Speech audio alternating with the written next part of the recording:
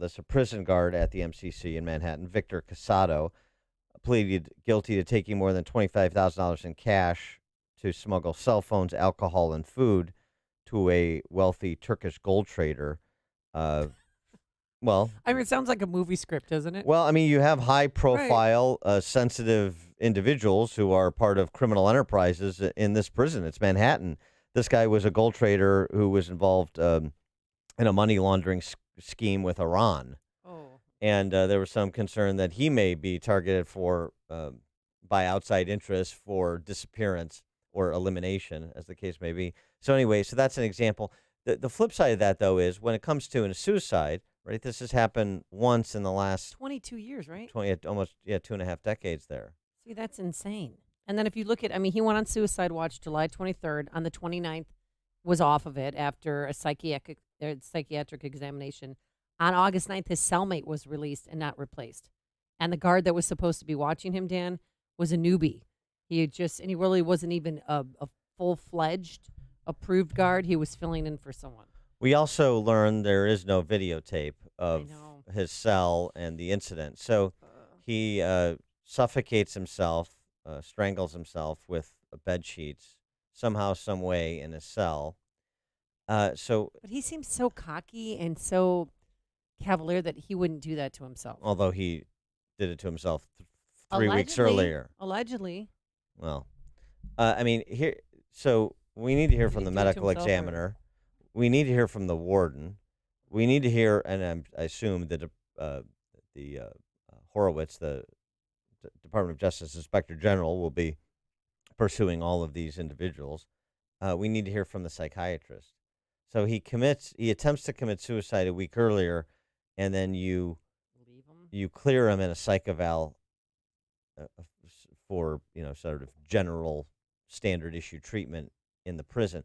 The most important prisoner in federal custody, at least with In respect to decades. well, Well, I mean for us. terrorists. There's terrorists, and then there's, but I mean the most high profile federal prisoner at the moment, and he just sort of take a devil may care attitude towards him. If it was as important to the Department of Justice as Bill Barr says, it seems a little curious. So I mean, it's always difficult here to sort of find where the sweet spot is between government's general incompetence and something more nefarious because of those who have power using the state for their particular ends. So where does it go from here? I mean, since Epstein's dead, the criminal case against him, but now they're going to go after the co-conspirators, the people that helped him in his alleged sex trafficking ring. Well, they were going to go after them anyway, ostensibly. I mean, remember the plea deal he made in Miami a decade earlier with Alex Acosta, the U.S. attorney there. It covered for Ghislaine Maxwell, his socialite, madam, lover, friend, whatever the heck she is, but sort of point person apparently in the trafficking of these young girls.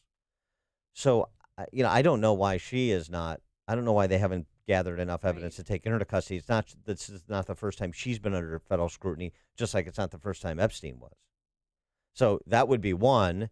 I mean, there's clearly civil depositions where members of Epstein's staff at his various compounds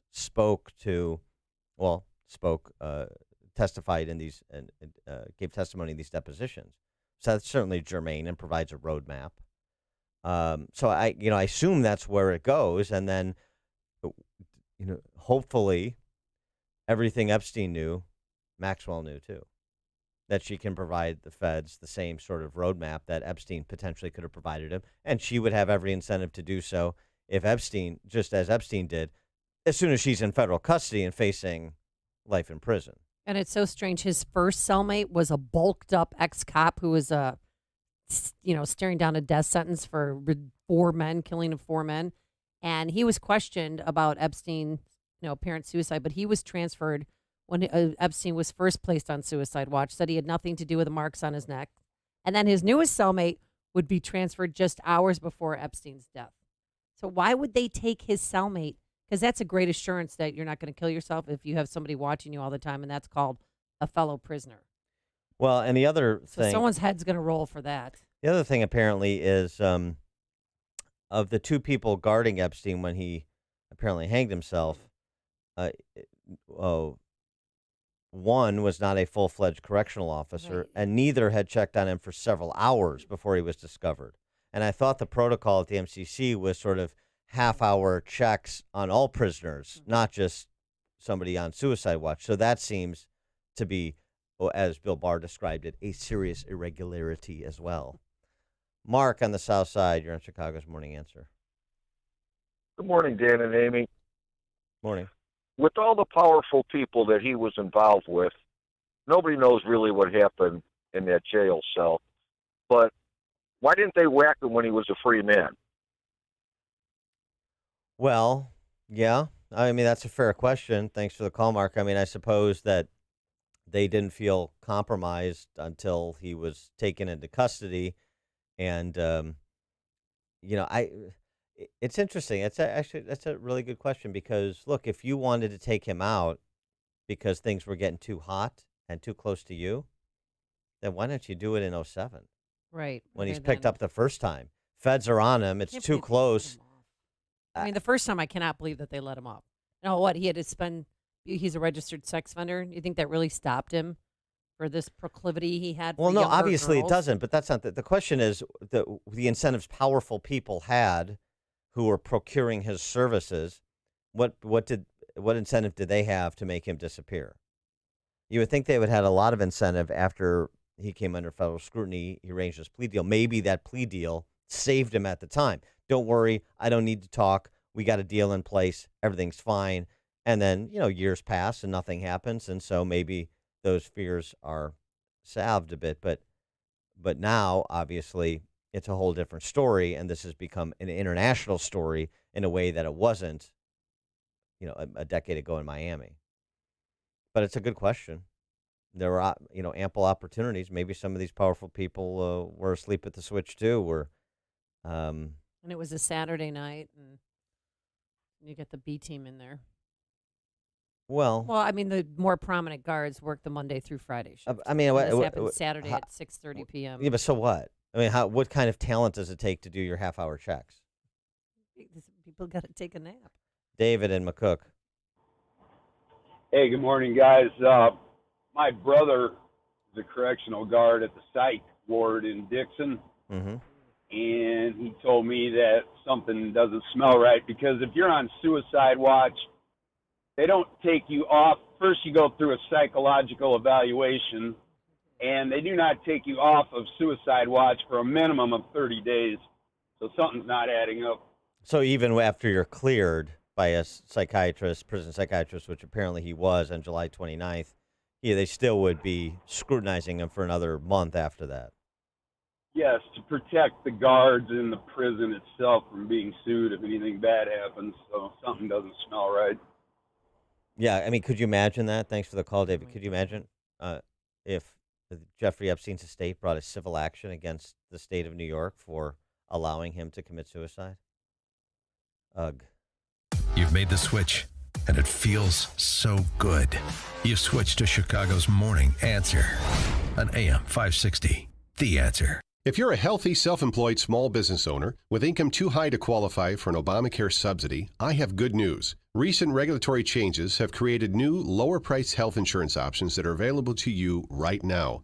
These policies include a nationwide PPO with access to Chicago's teaching hospitals like University of Chicago, Northwestern, Rush, and Lurie Children's Hospital. Did you know that a self-employed husband and wife team can purchase group health insurance that covers pre-existing conditions, even if they have no employees? Are you nearing the age of 65 and trying to figure out the Medicare maze? Call me. I can help. If you're tired of calling a bureaucrat at an 800 number to help you navigate Obamacare, then you need a local expert on your side. Your own health insurance mentor. C. Stephen Tucker from healthinsurancementors.com is someone I know and trust. He's a 20-year licensed broker who's been educating our listeners for 7 years. Steve, how can our listeners get in touch with you? Thanks, Dan. They can visit healthinsurancementors.com or call me directly at 630-674-1551.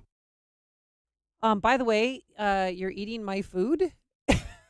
Why did you ask? That trail mix was left in the common area, so that's for everybody or anybody. This isn't a good example of private property versus public property. When it's public, we all own it. But I thought you'd go after the fully cooked bacon. I didn't see the bacon. Well, I better get out a Sharpie You better and start labeling my you better food. go protect the bacon. Hey, if you're contemplating a change of school for your son or daughter, it's not too late to consider the outstanding education and preparation for life that St. John's Northwestern Military Academy offers.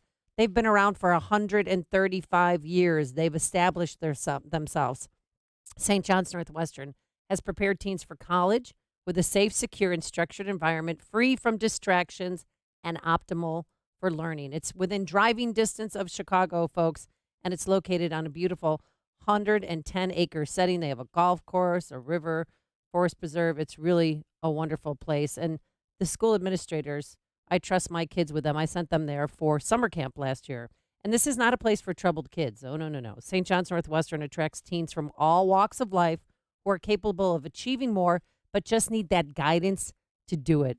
So here's what you do. Go online, sjnma.org. That's sjnma.org to see for yourself. Or you can go to YouTube, type in Amy Jacobson, and you can come with us as we take a tour of St. John's Northwestern. And also, if you have any more questions, call 800-SJ-CADET. That's 800-SJ-CADET. St. John's Northwestern Military Academy. Leadership lives here. It may not be stomach issues. For me, it's intense gas, or pain, or diarrhea, sometimes all at once, over and over. I spent years with the symptoms, but could never figure it out. No matter what I did, they never went away. So I decided to break it down for my doctor and get really specific about my symptoms. We discovered that exocrine pancreatic insufficiency, or EPI, may be the reason for my stomach issues. EPI is caused by my pancreas. It leads to diarrhea, gas, bloating, stomach pain, unexplained weight loss, and oily stools. The symptoms just don't go away. But EPI can show up with even one symptom. The good news? EPI is manageable. But to get to the right diagnosis, you have to break it down for your doctor and get specific about the severity of your symptoms. Visit identifyepi.com to learn more and use the symptom checker to help change the conversation with your doctor. Brought to you by AbbVie. As Dan continues to plow through my bag of trail mix, I'll bring to you another excellent live read. This one for Permaseal. Cobwebs, insects, mildew. Have you ever thought about what's going on in your crawl space? I don't want to look at a crawl space. But Permaseal wants you to be aware that what's happening in your crawl space directly affects your family's health and the value of your home. Studies have shown that an open, untreated crawl space can rot your floor joists, breed mold, and increase energy costs. Give Permaseal a call today, 800-421-SEAL. They'll transform your dirt or crawl gravel space into a healthy, usable, dry area of your home. Did you know that the airflow from your crawl space into the upper floors, and that could contain mold spores and allergens? So call Permaseal at 800-421-SEAL for a free inspection and stop wasting energy dollars and exposing your family to an unhealthy environment.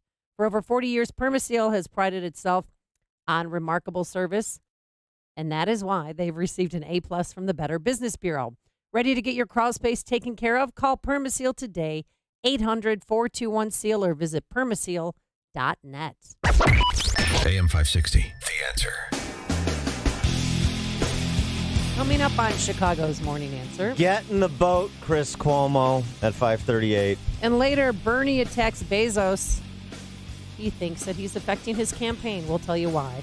But first, into the newsroom we go. Here is Mike Scott. Heavy fog, light rain, 72 muggy degrees at 5:30. The FBI has been searching the former home of Jeffrey Epstein in the Virgin Islands.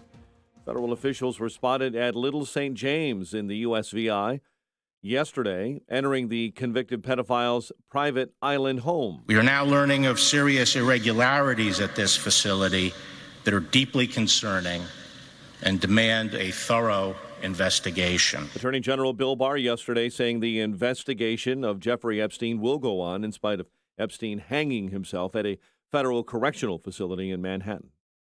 A California Highway Patrol officer and a suspect are dead after a major shootout in Southern California yesterday. 2 other officers were hurt in the gun battle near the 215 freeway near the town of Riverside. CHP representative says 2 civilians were also hurt in the gunfire. Mostly superficial type injuries.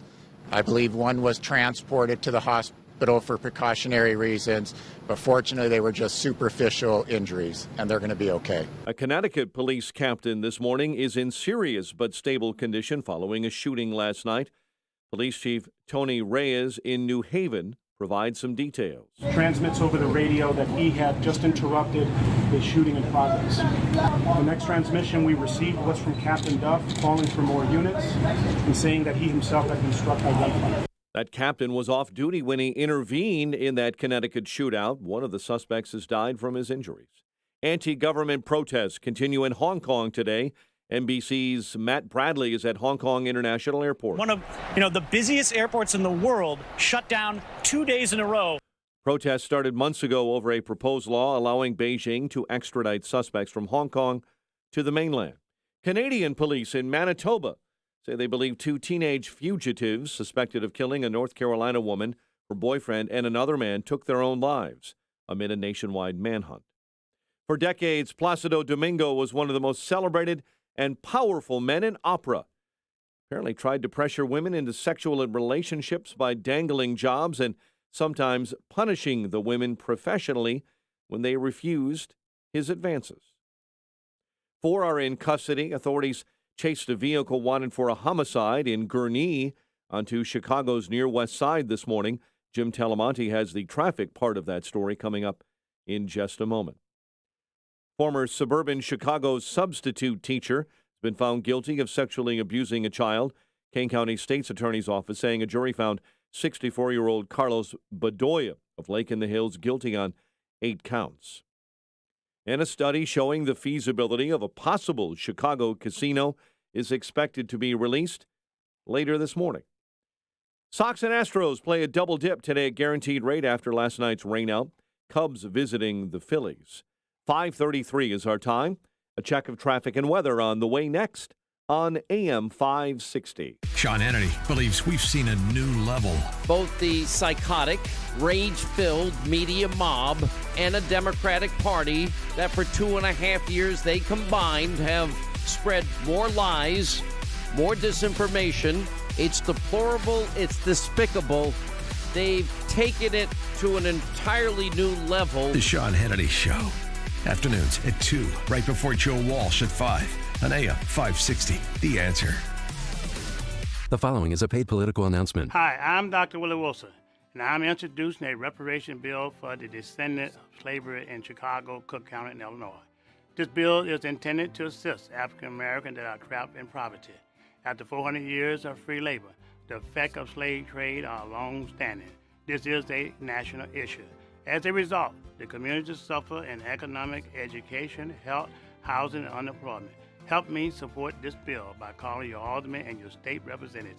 Thank you. Join Dan Proft this Wednesday as he hosts a community town hall event with Dr. Willie Wilson. Dr. Wilson will talk about the reparations bill he's introducing to the city of Chicago, state of Illinois, and Cook County. There will be a question and answer opportunity.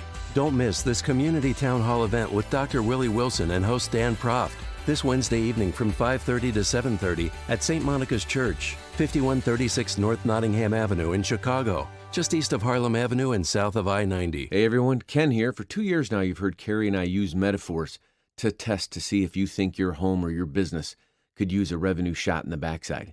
Today, because of our new website, I can be a little bit more direct. Income Store has 2 doors. If you have more time than money, you're going to live under door number 1. You're going to see over 400 digital assets, 5 to 20 minutes apiece, that'll teach you how to manage numbers and lead people, or show you 6 growth tips you've never heard of. All of this so you can start growing your home or your business revenue literally immediately. If you have more money than time, door number 2 is going to be for you. You can view some of our managed services, look for more done-for-you packages. 34% of Americans in 2018 visited one of our managed services. Forbes 3 years in a row quoted, Income Store is an expert at generating home or business revenue. If you'd love to explore how to check out adding revenue to your home or business, just go to incomestore.com. That's incomestore.com. 5:36 AM 560 Traffic Center time. Here is Jim Talamonte. Roadways are open again in Gurnee and the West Loop after a reported shooting in Gurnee and a police chase, an ongoing investigation. which ended up closing Randolph Street in the West Loop from the Kennedy to Polstead and the ramp from the Kennedy to Randolph. But that's all reopened now, and 132 is open again in Gurnee as well, between Hunt Club Road and Brookside. Kennedy has no delays at the moment. The express lanes have opened inbound. The Eisenhower's fine. Found Stevenson. Got about 5 minutes worth of delays between Harlem and the Rhine. We've got Rhine a 2-minute delay, 18th to Burns Circle. Bishop Ford, it's a little congested. Cottage Grove to the merge. That's traffic. I'm Jim Talamonte on AM 560 The Answer. Chicago's Morning Answer continues next. Your official Chicagoland weather forecast from the 1 Hour Heating and Air Conditioning Weather Center. Cloudy, muggy, high 82 with some light rain through the morning. Will turn partly cloudy with a low of 66 overnight. 71 at O'Hare. Next news at 6. Chicago's Morning Answer with Dan and Amy continues next on AM 560 The Answer. This hourly segment is brought to you by Papa Nicholas Coffee. Papa Nicholas Coffee, a family tradition since 1897. Only the biggest stories, only the biggest guests, and only the biggest opinions. This is AM 560, The Answer.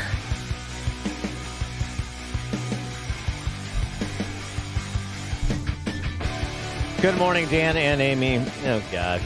I mean, this guy, these people. Aw, come on. Chris Cuomo is a big, tough guy. At least so he would have you believe. Somebody calls him Fredo at an event, and he takes offense. And he goes, the best part about this is he pretending to take offense because it's some sort of Italian slur. Oh, I hope he doesn't listen to this show. Yeah. Hey, I got a guy, and I don't like you. I got busting my onion. Mm-hmm.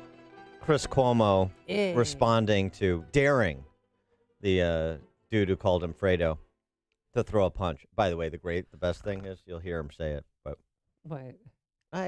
the guy's defense. I thought your name really was Fredo. You sort of look like a Fredo. I thought that's who you were. No, punk from the right call me Fredo. My name is Chris Cuomo. I'm an anchor on CNN. Fredo is from The Godfather. He was that weak brother. Isn't that your And brother? they use it as an Italian aspersion. Any of you Italian? Are you Italian? It's a f***ing insult to your people. It's an insult to your f***ing people. It's like You're the an N-word insult for to us. the people. Is that a cool f***ing thing? You're a much more reasonable guy in person than you seem to be on television. Yeah, but if you want to play, then we'll f***ing play. If you got something you want to say about what I do on television, then say it. But don't call me a And hey, listen, I just said I it. don't want any problems. Yeah, you're going to have a big f***ing problem. What's the You want a problem? piece of meat? You want a piece of meat? Don't insult me like that. I didn't insult you. You call me Fredo. It's like I Take call it you easy, punk. Italian You like stallion. That? You want that to be your nickname? I didn't call you that. You called me Fredo. You know my name's not Fredo. I thought your name was. You did not think my name was Fredo. Don't be a liar. I thought your You name want to be a was. man? Stand up like a man. I'm standing up, man. You want to be a man? I'm Yeah, here. I'm standing Then up. own it. Then own what you Listen, said. man, hey. Then own what you said. Listen, man, I don't have a problem with you, man. Yeah, you're gonna have a problem. What? Oh, What are you gonna do? oh. Ruin He's you. using some saucy Throw language. you down these stairs like a punk. Please do. Why? So you Oh. don't sue? You don't So you want can to. sue? Well, why don't you do Go it? take a swing. You want to call me Fredo? Take a swing. not gonna swing Take at a you. swing. Watch your hands. I'm not gonna Take a swing. swing. Watch your hands. Take a swing.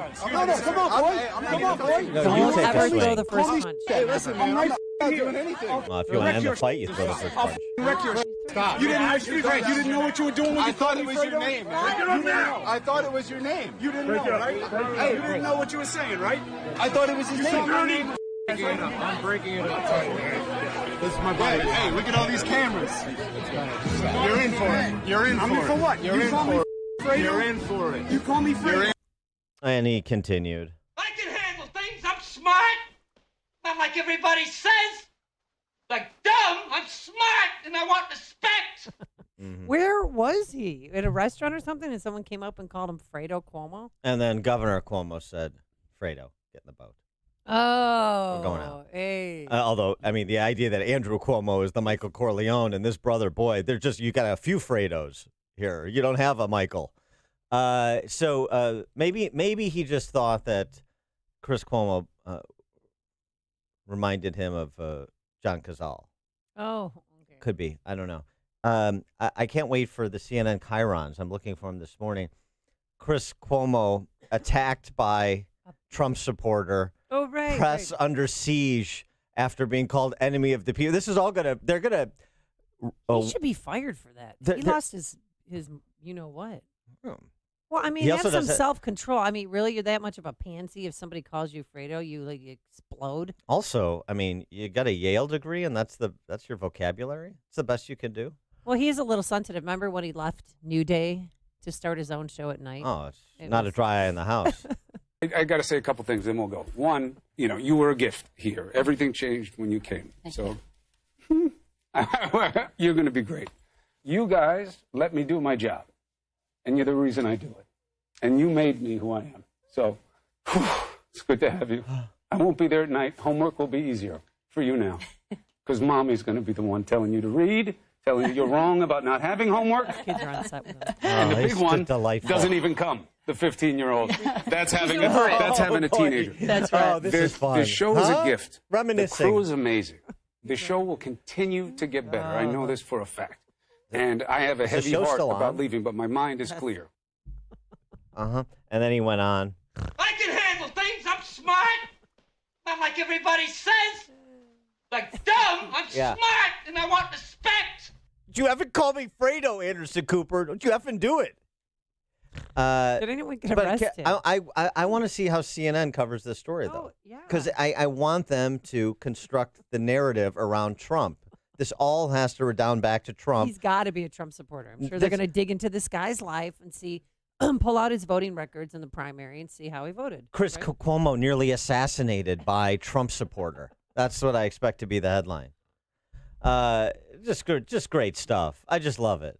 I love the tough guy press guys. Don't you? Threatening to throw him down the stairs for calling him Fredo. I mean, that's a microcosm. What is we? Microaggression. Microaggression. Yeah.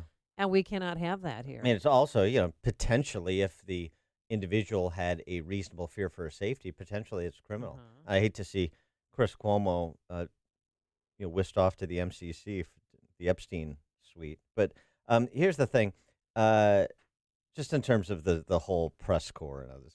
Don't call me real quick, this happened Fredo. at a bar in New York City on Sunday. Yeah. Right, just out in public. Yeah.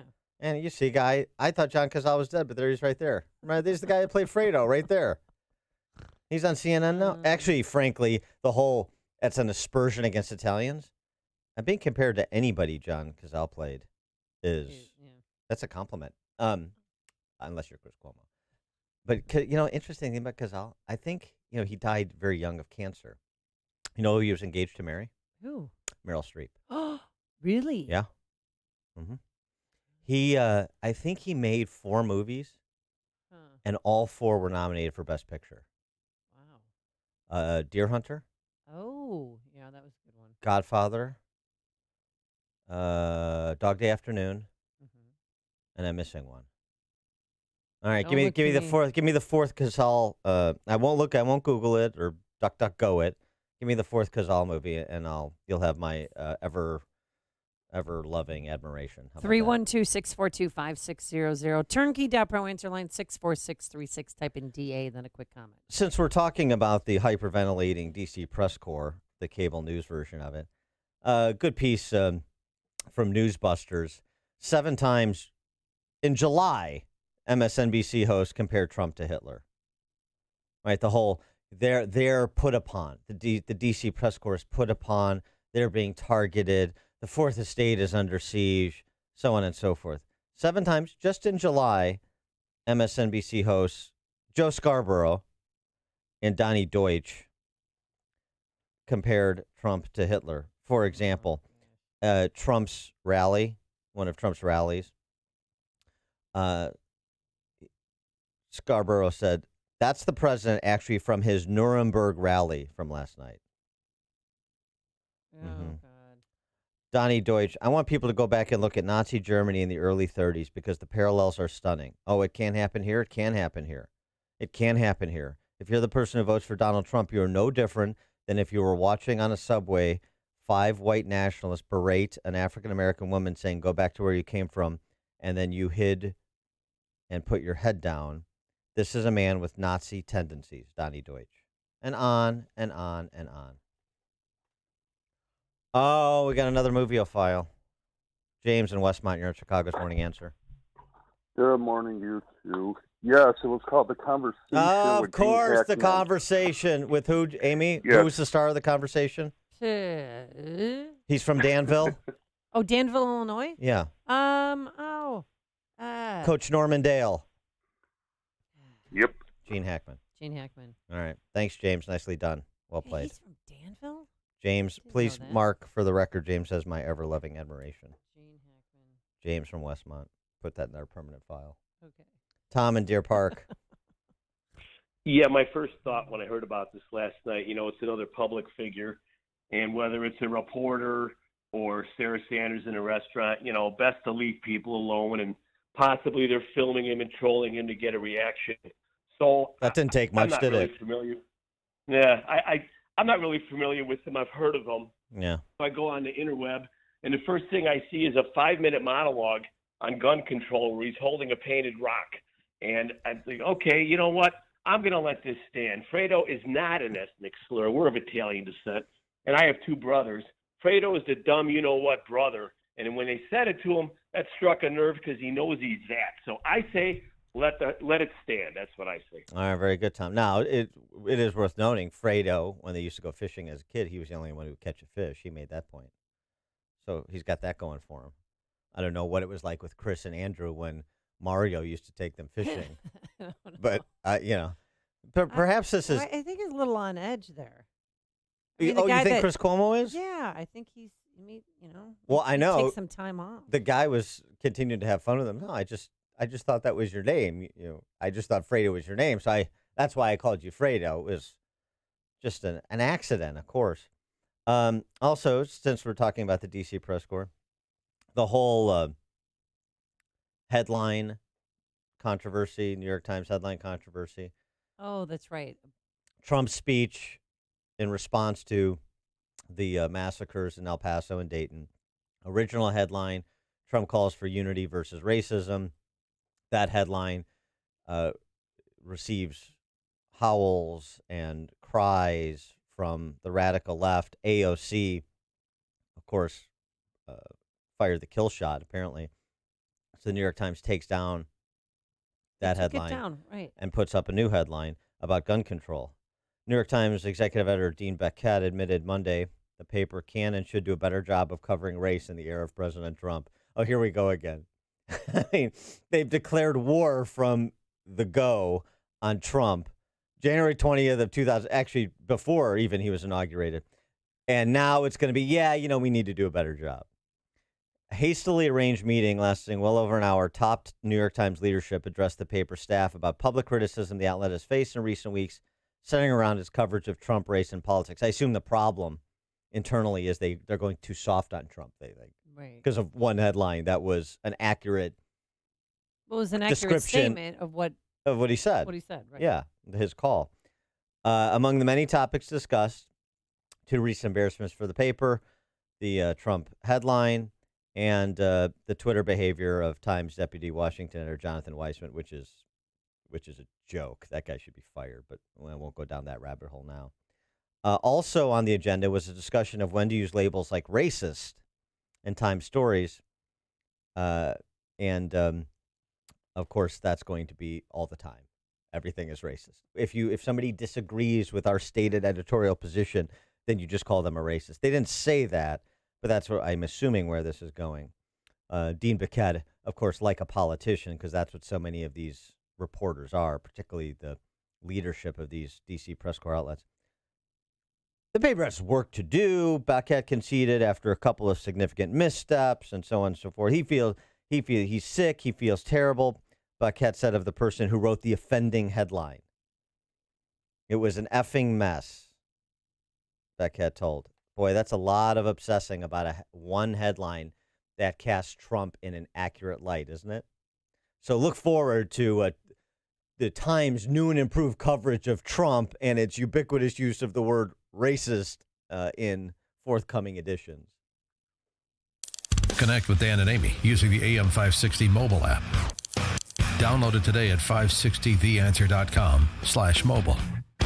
All All right, if your roof's needy, you can Call Crumweedy. Hey, Sean Hannity here. If your roof is leaky, if the shingles are curling, or if your roof isn't right after storms, then you need to call Crumweedy with roofing companies. And the difference is, of course, installation. Now, Crumweedy, they know that, and that's why they follow the manufacturer's specifications, so your warranty is totally intact. And many companies don't do that, and that could void your warranty. If you hate high-pressure sales tactics, not from Crumweedy. They give you good, better, best options. You make the choice, no pressure. Crumweedy is a roof that lasts at a fair price. Now, Mark Olson and Greg Olson of Crumweedy, they lead this third-generation family business that's been doing Chicagoland roofs since 1953. Now, they fix roof problems, so if your roof is needy, Call Crumweedy. That's 630-595-8020. That's 630-595-8020. They're online, of course, at myroofisneedy.com. Business owners, when you're ready to directly connect and fine-tune your services to residents in the western suburbs of Hinsdale, Burr Ridge, Clarendon Hills, and Oak Brook, think of Hinsdale Magazine. Hinsdale Magazine offers a fair and balanced view of the surrounding communities and in-depth stories of local and regional personalities. It's available in print and online at hinsdalemag.com. Your advertisement will be seen by over 120,000 local readers. And with print editions available in everywhere from retail stores to professional offices, your business's print ad gets maximum visibility. Hinsdale Magazine has a long shelf life and remains in homes and businesses for many months, reaching many readers. For an affordable way to reach an affluent audience, professional graphic design of your advertising campaign, and a great balance of interesting content that reaches adult men and women, there's Hinsdale Magazine. Look for the latest edition in the mail at your home or business if you live in the area, or for free online for everyone at hinsdalemag.com. Visit hinsdalemag.com to advertise today. Scoundrels are not exclusive to politics. They're smart enough to occupy necessity service industries like the automotive business. As a real estate broker, my car is a lifeline and a total necessity to my business and my family, which is why I had to seek out an honest, truthful auto service provider. For over the past decade, I've put my trust in Craigies Mobile Service Center on Lake Street in Addison. Craigies handles full auto repair on foreign and domestic vehicles. They pride themselves on providing you the best cost-effective auto repair and expert advice. Craigies has full service bays and truck lifts that can service and manage your whole fleet. They also provide priority service for your business and can track each vehicle, alerting you to the repair before you need it, keeping your guys on the road. Since 1959, Craigies Mobile Service Center has thrived through 10 presidential administrations, giving you reputable, dependable, and honest auto repair. Do yourself a favor. Just go into Craigies on Lake Street in Addison. See my guy Vic. He'll set you up. Tell him Sean from Elmwood Park sent you. I approve of this message. The kids grew up so fast. Hard to believe it's been over 20 years since you were playing catch in the backyard or showing your youngest around the kitchen. Lots of memories in this house. But maybe it's time to make new memories in a house that's more suited to your current lifestyle. McNaughton Development brings all the quality, style, and upscale details you love in your current home in a custom home that better suits your present needs. You don't have to scale down and sacrifice everything you love in the home where your kids grew up. With McNaughton, you get the highest quality custom residential construction with exclusive amenities. Right now, McNaughton is building Lakeside Point of Burr Ridge. It's a community with 44 home sites in the heart of the Burr Ridge Village Center, featuring 7 refined ranch and first-floor master 2-story floor plans. You can walk to the finest restaurants and shops in Burr Ridge and enjoy maintenance-free living in a park setting with natural lake. Now, through August 31st, save $25,000 on options. To learn more about Lakeside Point of Burr Ridge and their other suburban communities, visit luxuryemptynester.com. AM 560, The Answer.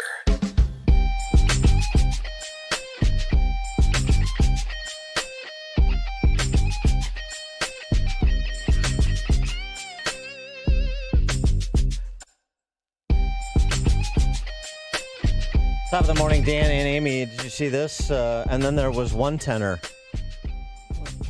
Luciano Pavarotti has departed us, right? Right. Placido Domingo. Placido Domingo. The three tenors. You remember I remember the those, run of the three yeah. tenors? Sure.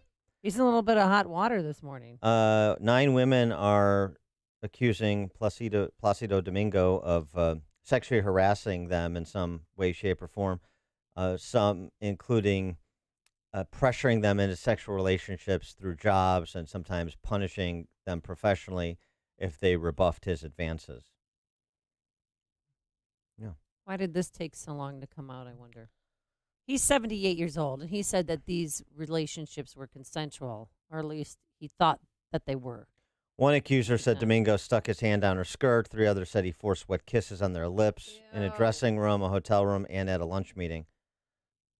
Well, why is it okay when Joe Biden does it? I mean, I guess if you keep it in the family. Did he smell anyone's hair? Yeah.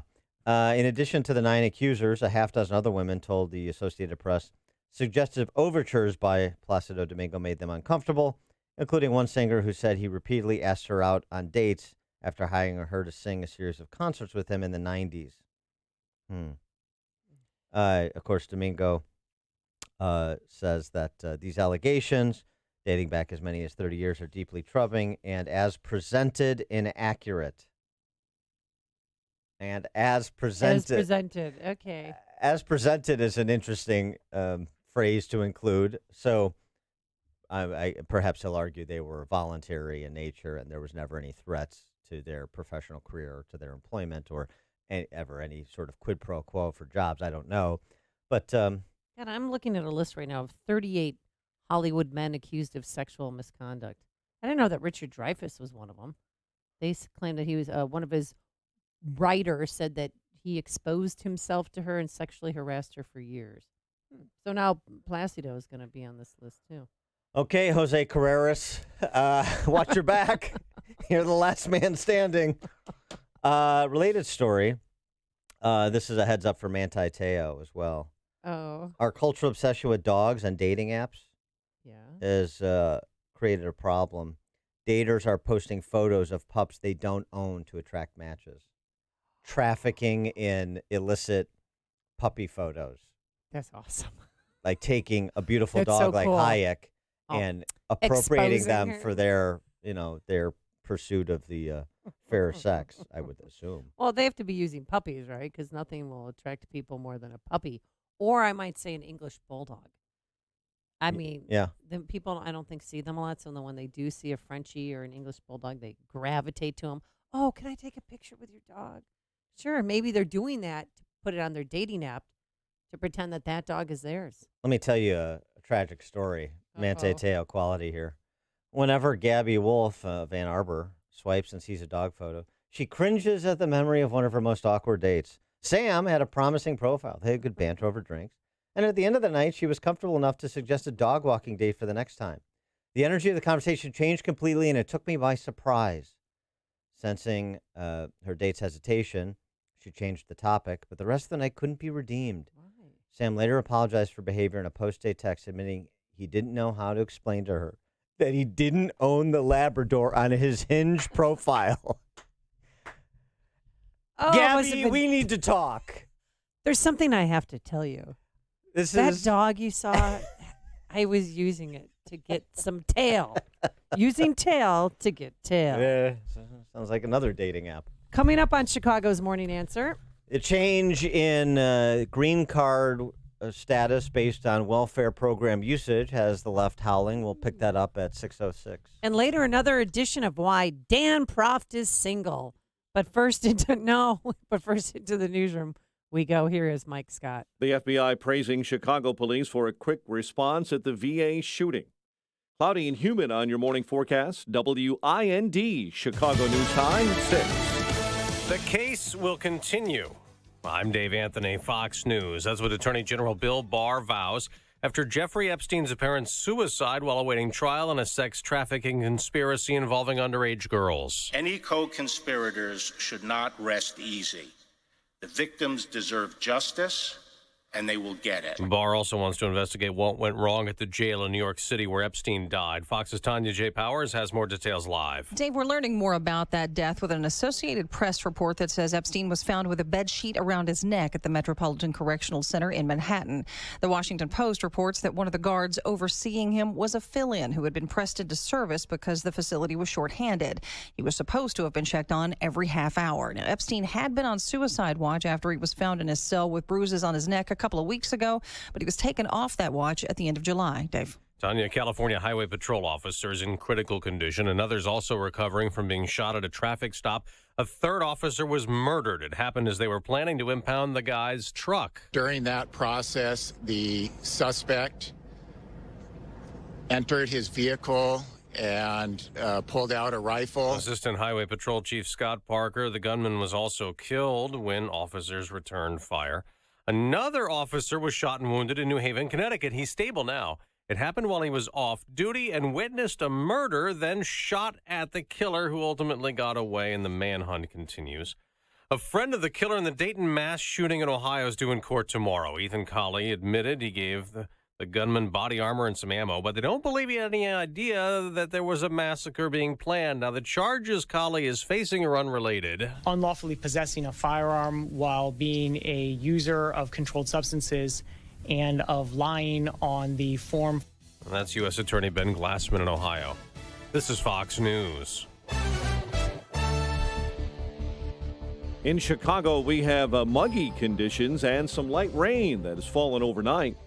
71 degrees at 6:02 on AM 560. The Answer. Good morning. I'm Mike Scott. 4 are in custody after authorities went on a high-speed chase trying to find a vehicle wanted for a homicide in Gurnee. They chased that car onto Chicago's near west side this morning. State police say Lake County Sheriff's officers began that pursuit after spotting it early this morning. State troopers then joined the case on I-94 near Dempster in Skokie.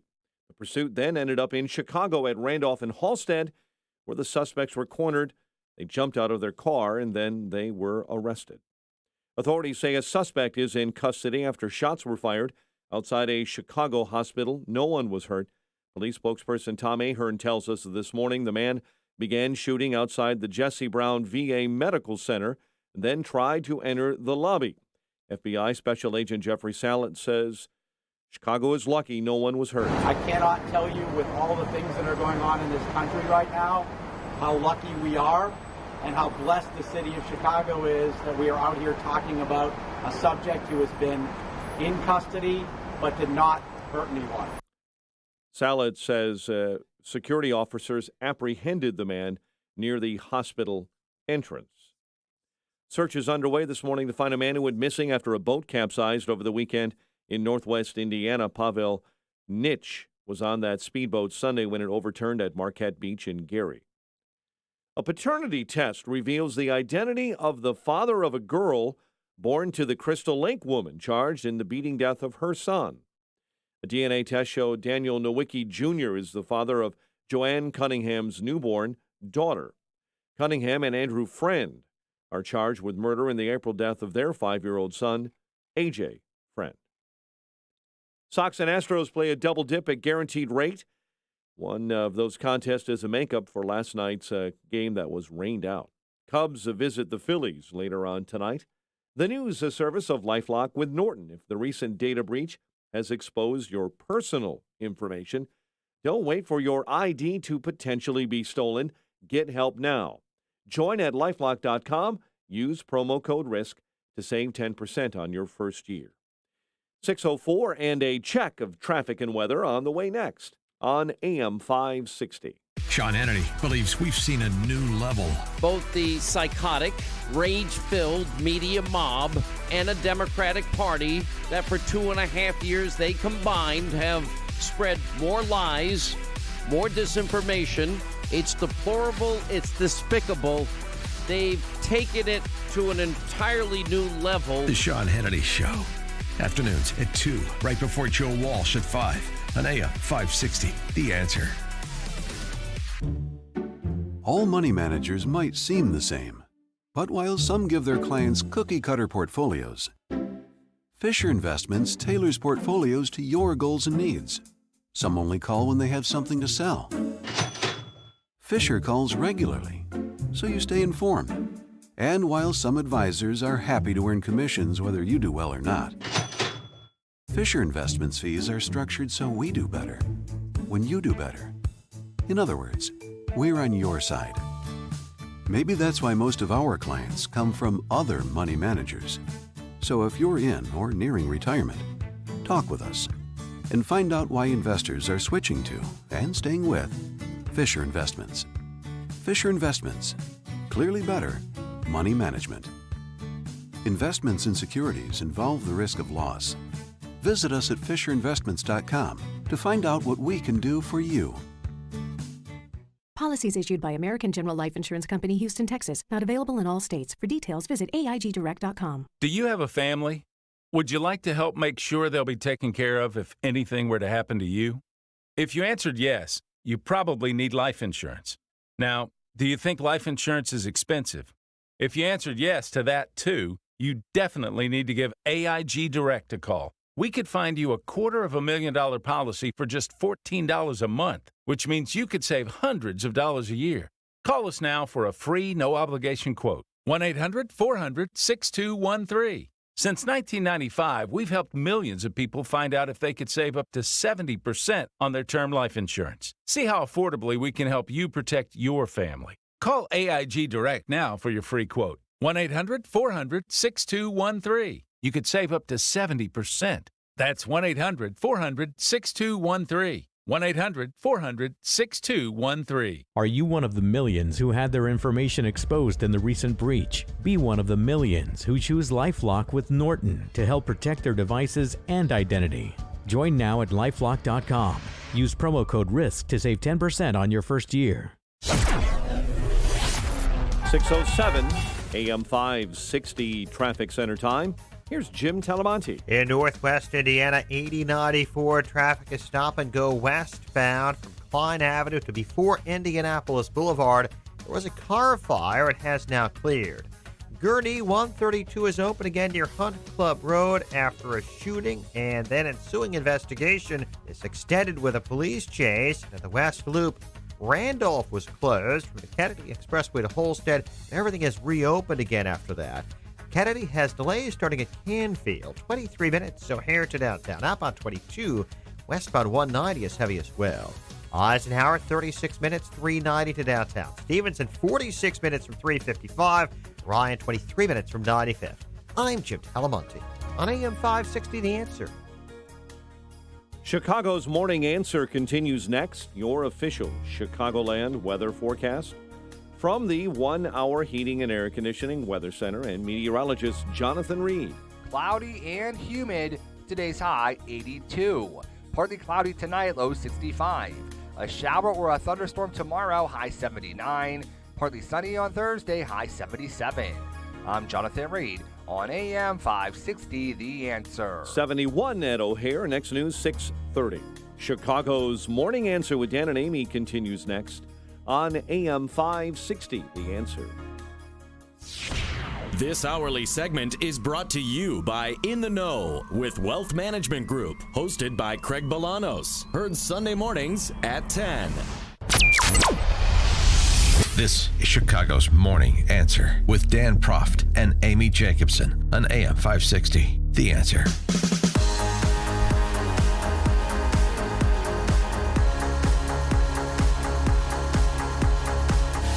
Top of the morning, Dan and Amy. Yesterday, the Trump administration promulgating a rule that would disqualify legal immigrants from permanent residency, obtaining green cards, if they use certain public assistance programs and block prospective applicants deemed likely to need said public assistance programs.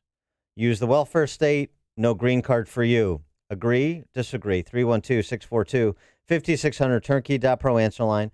64636DA, turnkey.pro text line. The announcement was made by Ken Cuccinelli. He's the Director of Citizenship and Immigration Services. Throughout our history, self-reliance has been a core principle in America.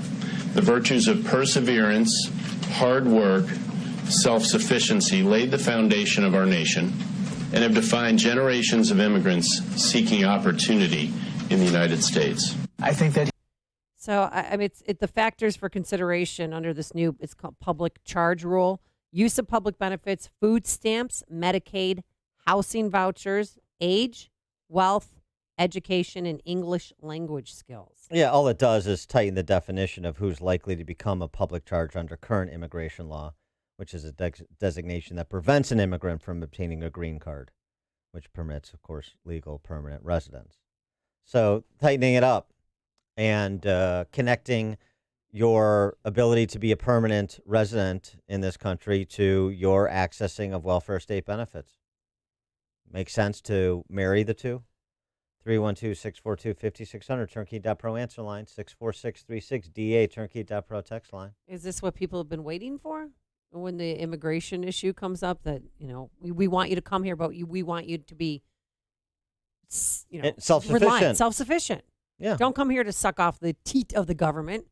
Come here to make your own life and have money in your pocket before you get here and establish yourself. I've long said I'm not in the camp where we only allow highly skilled people to emigrate to this country. You can have little means and still want to come to this country, work diligently, make your way for yourself. That's the promise of America. We're not a caste system. You can work your way up the ladder. So I'm fine with that. And also long said, however, you want to expedite people's entry into this country once they've been properly vetted, even expedite their move from a temporary legal resident to a permanent legal resident to a U.S. citizen. I'm all for doing that.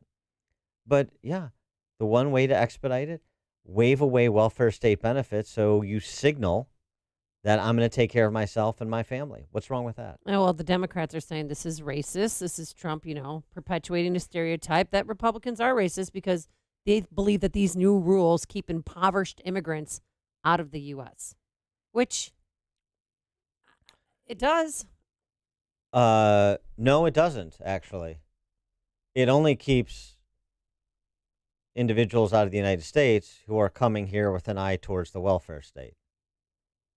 The poor immigrants who came to this country in the first part of the 20th century were impoverished and had little in the way of welfare state benefits and kept families together, worked diligently, advanced their kids through the public schools, and changed the circumstances of their family trajectory generation over generation. So if the Irish and the Italians and the Polish and the Central Europeans can do it, then why can't everybody else do it? Well, my grandpa came here and he did not graduate from high school. And the Swedes, why can't they do it?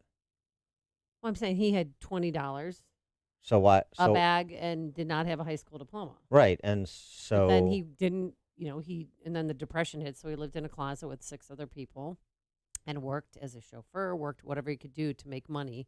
Didn't suck off the government, but there wasn't a lot of programs back then. Well, right, and here's the thing: a middle-income lifestyle is not a birthright guarantee for anybody. Not an American citizen, shouldn't be, and not somebody who aspires to be an American citizen. This is a great opportunity to have a little conversation about what people think they deserve, what they're entitled to as by way of existing, whether you're on this side of the border or the other side. And this is, but your point about the argument that the leftists are making, of course, it's going to be a racist argument, or the argument that this is racist. That's what they say about everything. The proverbial boy who cried racist. This is a fun exchange yesterday on MSNBC covering the story. MSNBC anchor Amin Moyeldin with Kelly O'Donnell. He was setting up the story, and Kelly O'Donnell, NBC News White House correspondent, pushed back on his characterization of President Trump vis-a-vis this policy change. Let me begin with you, Kelly, because we know President Trump, he proposed this update last year, according to our own reporting. According to former Homeland Security Secretary, it's done or designed to promote immigrant self-sufficiency to ensure that they are not likely to become burdens on American taxpayers. We know the president has always had a preference for immigrants from Nordic countries. He's made that very clear as opposed to some of the other disadvantaged countries. Walk us through the impact on these immigrants. Why now?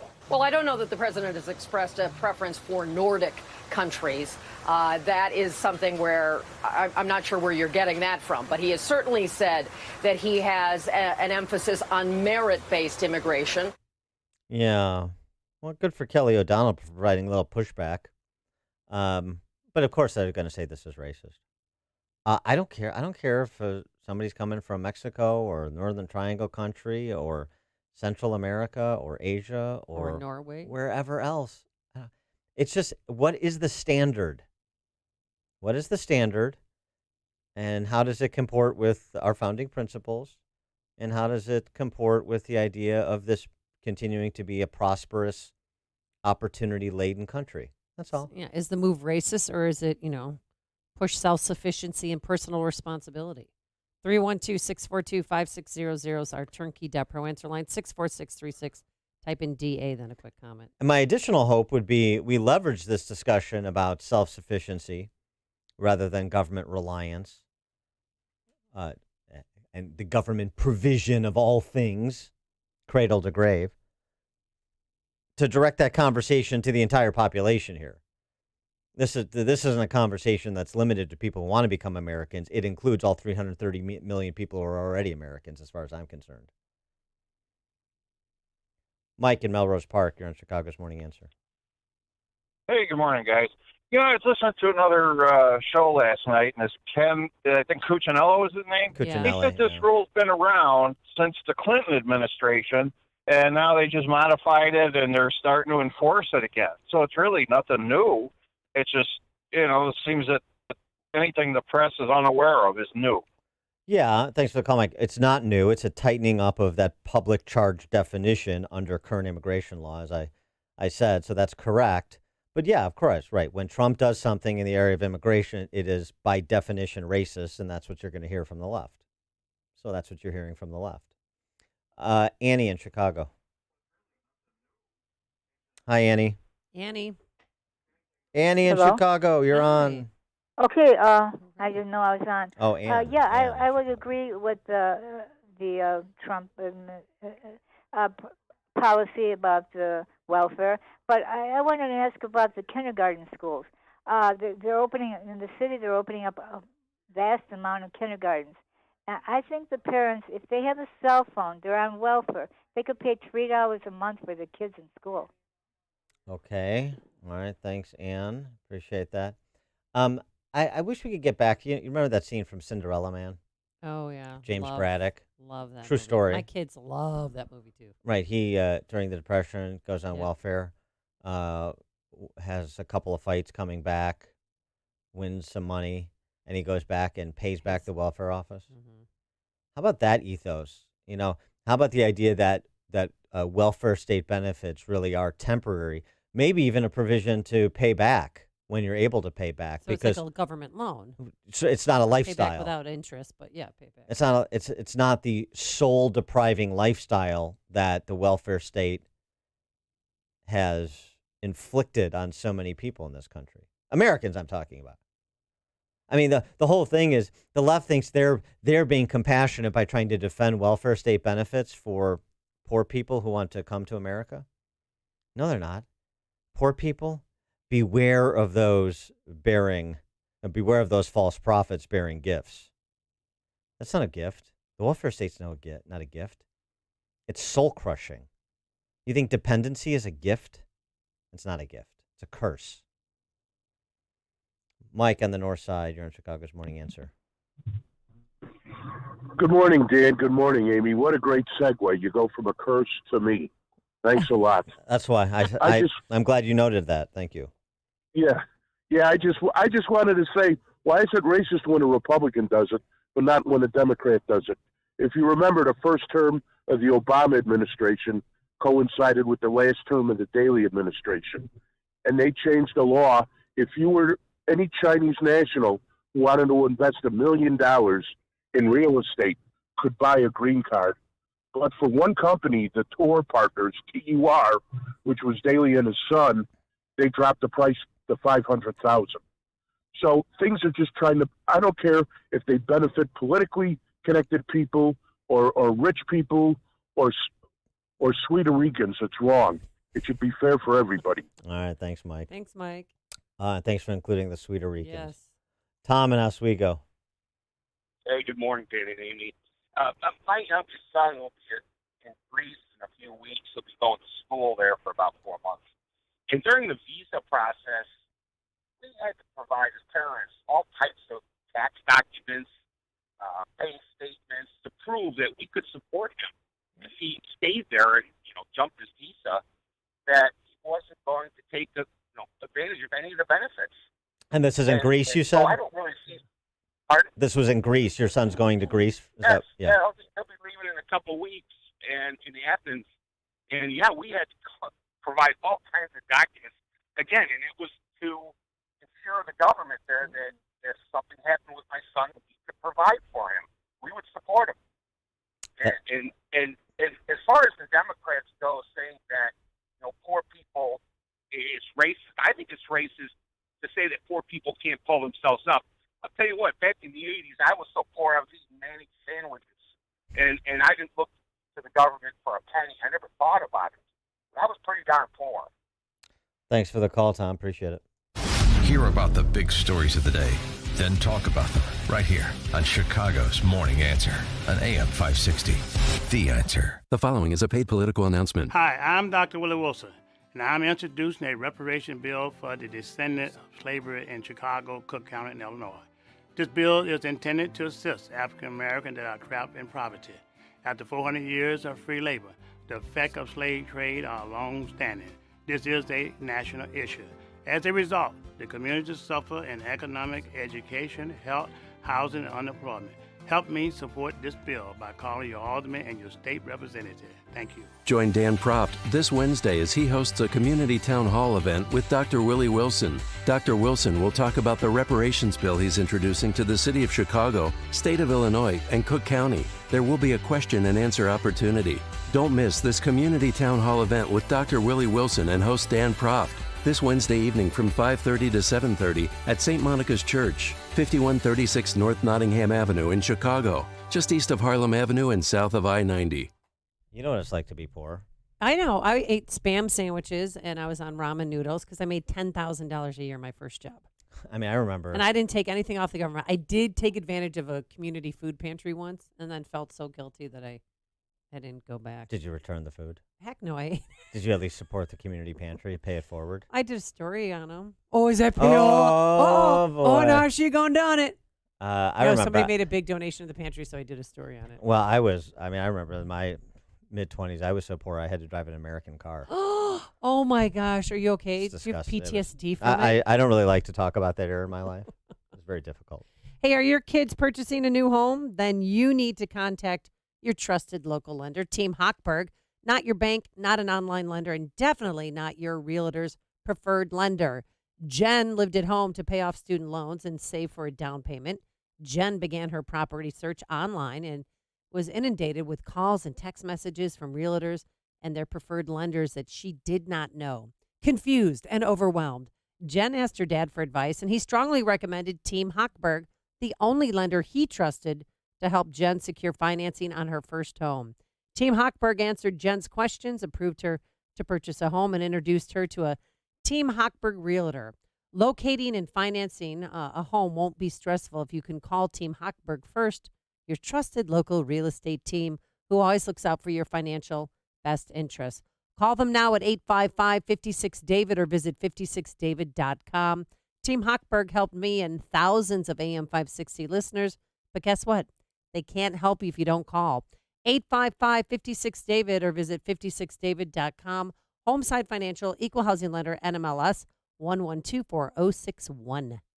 Discover Westmont, a community nestled in the heart of DuPage County. With top-notch schools, beautiful affordable housing, and excellent dining and shopping, Westmont makes a great place to live, work, and play. Choose Westmont. Discover how your business can flourish and grow with a wonderful central location providing rapid access to Chicago's key expressways, airports, and many family-friendly amenities. Add quick transportation on the Burlington train line, and that means simple and easy travel for everyone. Westmont is committed to working collaboratively with you to facilitate inquiries about your family or business relocation. We'll help your company navigate to Westmont for a great experience. Call Larry Forsberg at Westmont Economic Development at 630-824-9337. That's 630-824-9337 to find out about incentives that can help you plan your development, relocation, or expansion. Discover all Westmont has to offer. For more information, visit ChooseWestmont.com. That's ChooseWestmont.com.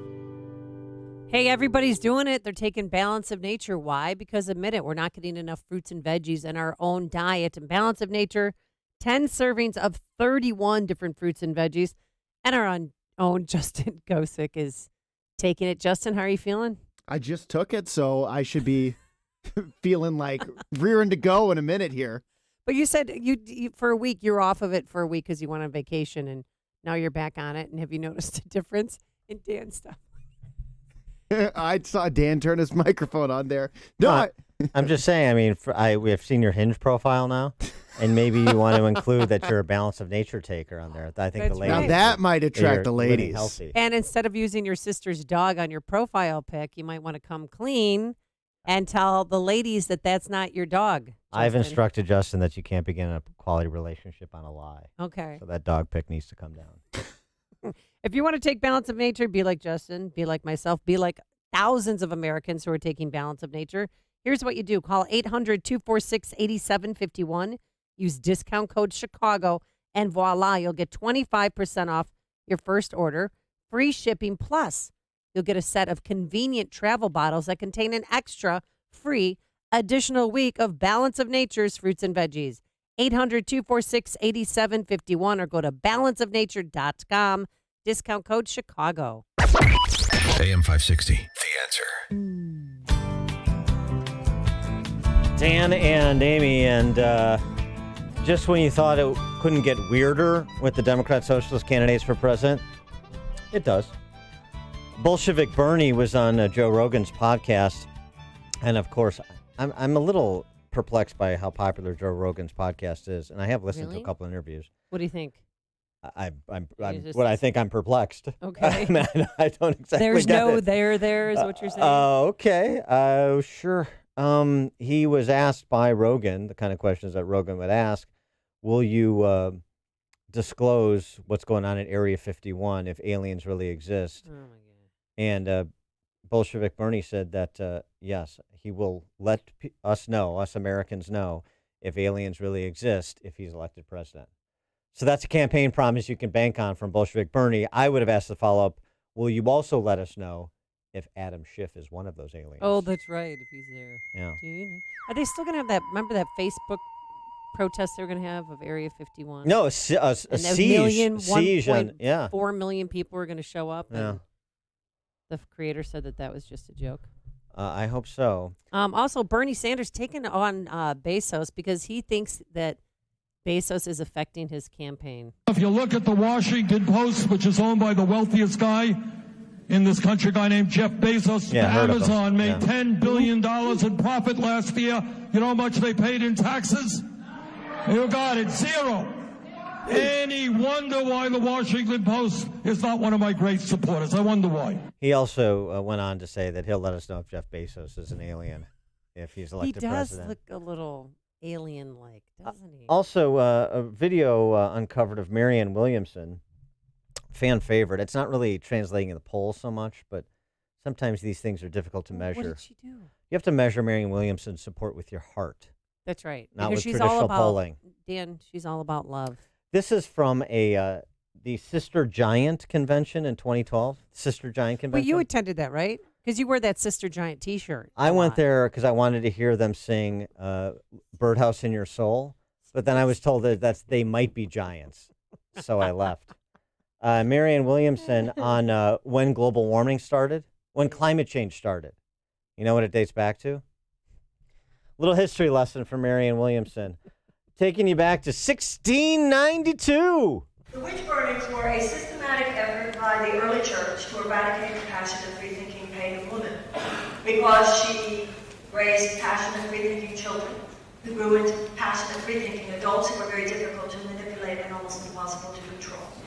And also, the so-called witch burnings was the beginning of the environmental crisis as well in the Western mind.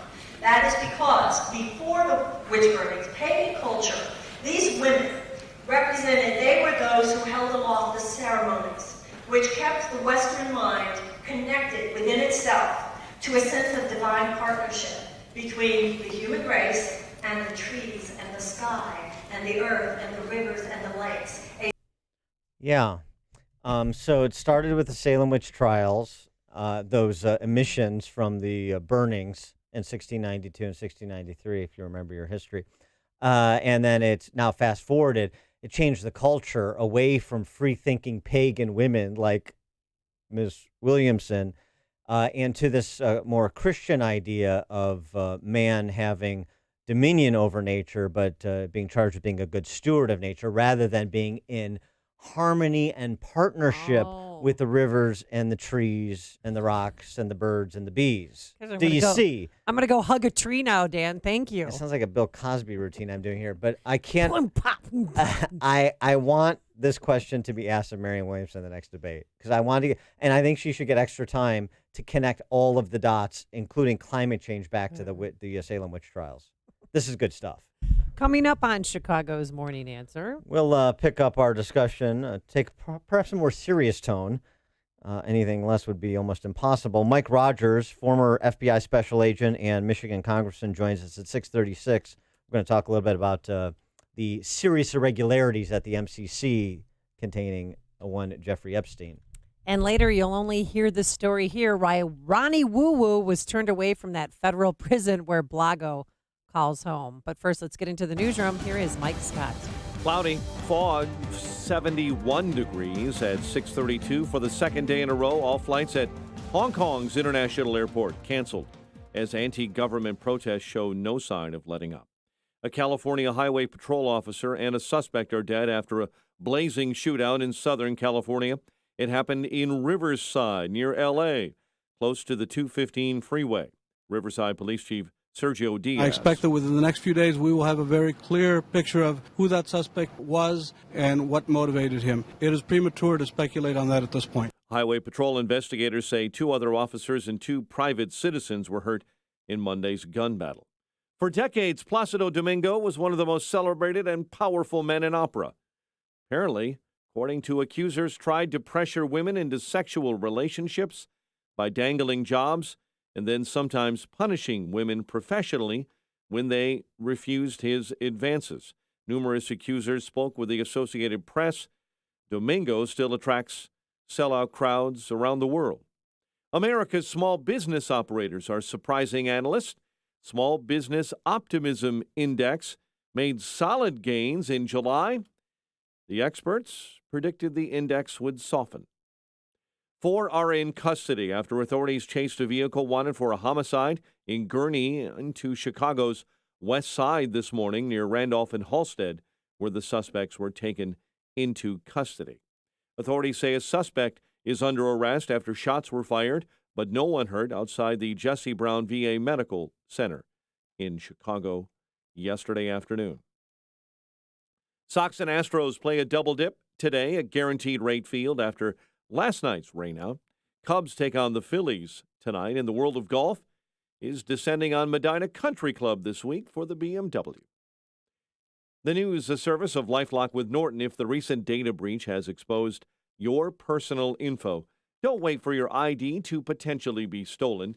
Get help now. LifeLock helps protect your identity and devices. Join at LifeLock.com. Use promo code RISK to save 10% on your first year. 6:34, and a check of traffic and weather on the way next on AM 560. The mainstream media wants to divide Americans into neat little groups, and they want you to believe that everyone in each of those groups thinks alike. John Anthony and Charles Love are here to blow up that lie. Join them for Black and Right this Saturday at 1 p.m. when they expose the lies of the media and the hypocrisy of the left and have fun doing it. It's Black and Right this Saturday at 1 p.m. right here on AM 560. The Answer. Is your old AC a clunker? Does it clunk, leak, or make weird noises? Could be it's on its way out. Luckily, the highly trained techs at your local 1-Hour Heating and Air Conditioning will replace your AC with new top-tier equipment. And isn't that what you want to hear? Right now, get big savings on a complete cooling system. Call 855-1-HOUR. Your comfort is just a call away. Call 1-HOUR. Terms and conditions may apply. Call for details. Independently owned and operated. Licensed in the respective state or county.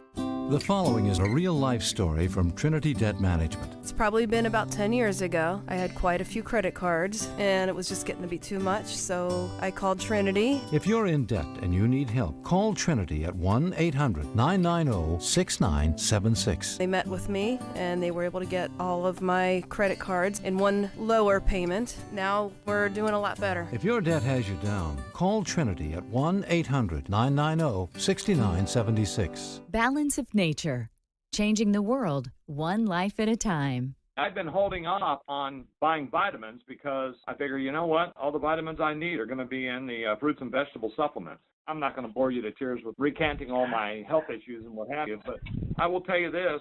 There's already improvement, and it's a really amazing transition.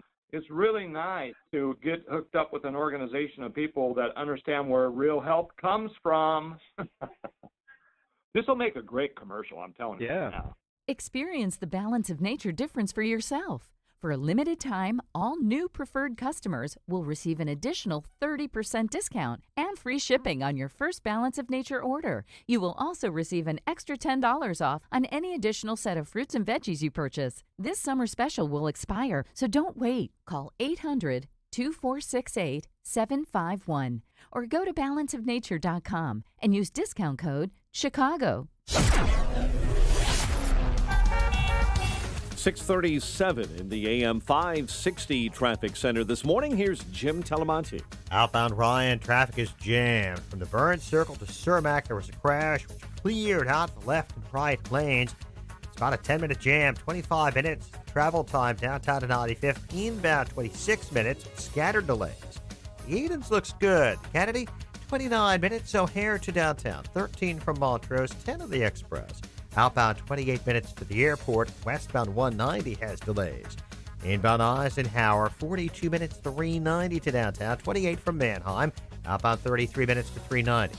Stevenson, 45 minutes, 355 to Lakeshore Drive. Bishop Ford, 28 minutes, 8094 to the merge, but I-57 for now is okay. That's traffic. I'm Jim Talamonte on AM 560 The Answer. Chicago's Morning Answer continues next. Your official Chicagoland weather forecast from the 1 Hour Heating and Air Conditioning Weather Center. Cloudy and humid today, a high of 82. We'll move some of that humidity out overnight, partly cloudy skies, a low of 66. 71 right now. Next news coming up at 7. Chicago's Morning Answer with Dan and Amy continues next on AM 560, The Answer. Build business with Chamber 630, one of the largest business organizations in DuPage County. Marketing your business and connecting clients is their priority. Visit chamber630.com or call 630-968-4050 to join today. When you've got questions, he always has an answer. It's Sean Hannity this afternoon at 2, right before Joe Walsh at 5 on AM 560. The Answer.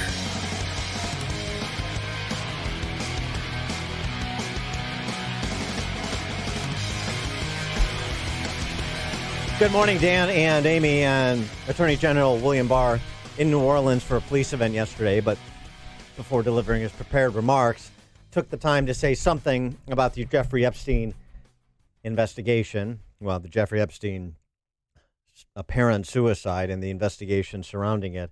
Impossible co-conspirators. Serious irregularities was the takeaway phrase. Here's AG Barr. This sex trafficking case was very important to the Department of Justice and to me personally. It was important to the dedicated prosecutors in the Southern District of New York and to our FBI agents who investigated the case and were preparing it for trial.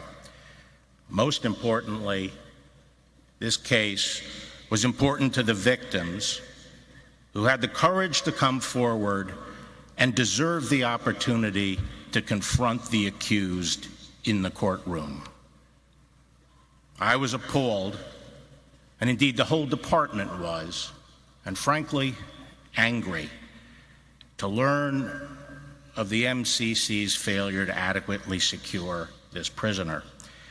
We are now learning of serious irregularities at this facility that are deeply concerning and demand a thorough investigation. The FBI and the Office of Inspector General are doing just that. We will get to the bottom of what happened, and there will be accountability. But let me assure you that this case will continue on against anyone who was complicit with Epstein. Any co-conspirators should not rest easy. The victims deserve justice, and they will get it. And, more information leaking out piecemeal or being discovered by investigative reporters piecemeal, including think it was the Daily Mail, that finds from plane logs on the gruesomely entitled Lolita Express from 2013, including Epstein's private jet. Bill Gates had a couple of trips on the Lolita Express. This doesn't necessarily mean anything definitive, but it certainly raises questions about another, obviously, Uber power broker, Bill Gates. For more on this topic, and particularly on the DOJ FBI side of it, we're pleased to be joined again by Mike Rogers, who's a former FBI special agent. He was an officer in the U.S. Army, and you'll recall that he was a congressman from Michigan who served as chairman of the House Intelligence Committee as well. Boy, how the House Intelligence Committee chairmen have declined in stature since Mike Rogers. Mike, thanks for joining us again. Appreciate it. Thank you. I'll just let you go on with that theme for a few more minutes. I'll be happy to do that. And Amy, it's good to hear your voices. Yeah, good to have you back. And I just wanted to get your take, particularly since you were a former FBI special agent, on the question everybody's asking, and some are theorizing. How could something like this happen in a federal facility with the most high-profile federal inmate at present? Well, I mean, obviously, there are lots of conspiracy theories that, candidly should be run to ground. The FBI is going to do that. I'm a firm believer that you have now gotten the attention of the Attorney General, who thinks something happened there, and that means that they'll get the resources. They, being the FBI, will get the resources that they need to fully investigate every lead that comes out of it. And it could be, honestly, as simple as what the Bureau of Prisons, their union is saying is, hey, we were overworked. We only had 2 people on the shift. We were doing the best we could. We couldn't monitor all concerns, and he decided to take his life too. There were some suspicious activity for sure, moving out his roommate, other things. How did that happen? Why did that happen? So I think you're going to see that spectrum. And I always tell people, you can have your thoughts, but wait till all the facts are in before you draw your conclusion on what you think happened. Again, enough suspicion that warrants the Attorney General ordering up a full investigation of what happened in the Bureau of Prisons. I think that's significant. And also, too, how will his accusers get justice now that he's gone? Well, the co-conspirators, yeah. I mean, obviously, that's you'll get half the people out there say, well, great, you saved the government a lot of money. And the other half are saying, and I would probably be in that half, that justice gets, there's a little stolen justice there that doesn't allow these victims who were treated so horribly the opportunity to confront their accuser. And so, again, that's the charge of the Department of Justice. He was in the custody of the Bureau of Prisons. That is a problem that they're going to have to address. Also, too, I mean, it just seems like commonsensical, right? So let's say you're understaffed and overworked. Well, then you would prioritize the work that you're going to do while on shift. And it seems to me Jeffrey Epstein would be at the top of that prioritization because of the profile, the importance of the case, as well as the fact that it wasn't 3 weeks ago that he had tried to take his life. Now some psychiatrist cleared him off suicide watch, I guess, but you're still going to give him the means, allow him to have the means to off himself and not pay attention to what he's doing? Yeah, exactly. I mean, that's the biggest question is, A, why did you move his roommate out of the cell? There's probably more to that story we don't know. And, why did they're supposed to be every 30 minutes at least peeking by. Why was it 2 hours that went by? And so knowing that this is a high profile, that this is a guy who had at least once been on the suicide watch, very high profile prisoner, meaning he has every reason to want to kill himself for the crimes he committed. And so, you just have to ask these questions. Was it incompetence in the prison? Was it something more than incompetence in the prison? Was it just the real fact that they were overworked? Or was there, even the other side of that spectrum? Did somebody offer a bribe to say, get the other inmate out and we'll see what happens? I'm not exactly sure, and I don't think we will fully know until the investigation's over. And yesterday, an FBI team searched his island known as Pedophile Island. It's right off of St. Thomas there. Do you know why they didn't go in there earlier and what exactly they're looking for? Yeah, I think they're probably looking for any my understanding is that he kept very detailed notes in a diary, and so they may or may not have full possession of all of those details. And again, remember, there's still co-conspirators in the investigation, people who facilitated his ability to have sex slaves, to treat, to lure underage girls into this, into his lair, if you will. And so all of that information is likely to be found, or at least pieces of it, on the island. It's a good question why they didn't get there earlier.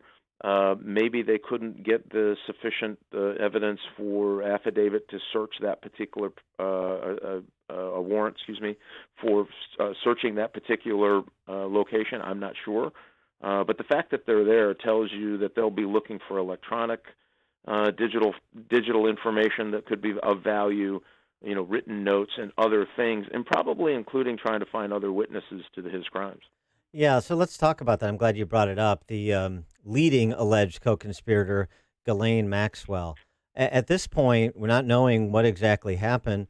Even if you don't have enough to charge her yet, shouldn't she be brought into protective custody by the feds? You'd have to show why that they would need protective custody. So unless they find a real stream, a threat stream that can be connected to her, just the suspicion of what happened to Jeffrey Epstein is candidly probably not enough for them to do that. Remember, you're taking someone's freedom away. Understand. That's a pretty high standard. And so if she's saying, hey, I don't want it, and they don't have enough to show that they have to do it, that would be a pretty difficult thing to do. It's got to be a priority for the FBI, though, right now. I mean, she was under scrutiny back in 2007 in Miami, the first go-around here. And, by all accounts from some of this information that's been revealed from civil depositions, she is, I don't know how she... like the ringleader to me. Well, I don't know how she evades prosecution, yeah. Oh, completely. She was facilitating, by all accounts, sex with minors, including inducing them into this kind of sex slave arrangement. So I think her charges will be not nearly as significant, but darn close to as significant as Epstein's would be. But she was the madam. She was basically contributing to the delinquency of these minors in a pretty significant way. Right. So why wait to bring her in? I mean, how do you not have a case against her at this point that you could build upon as needed? Well, I'm only guessing. As an old FBI guy, yeah, that they were originally hoping to flip her against Epstein. That would have been my guess originally, and she would have been a pretty powerful witness against him for some reduced crime. Well, now he's gone. Guess what? She becomes the prime target for this. So I think you're going to see some pretty quick activity. It'd be my guess. Again, I'm just guessing here, but I think you'd see some pretty quick activity because now she is the one that will be charged. And allow these victims to have their day in court. And by the way, anyone else that was knowingly participating, and I think that list is bigger than just her.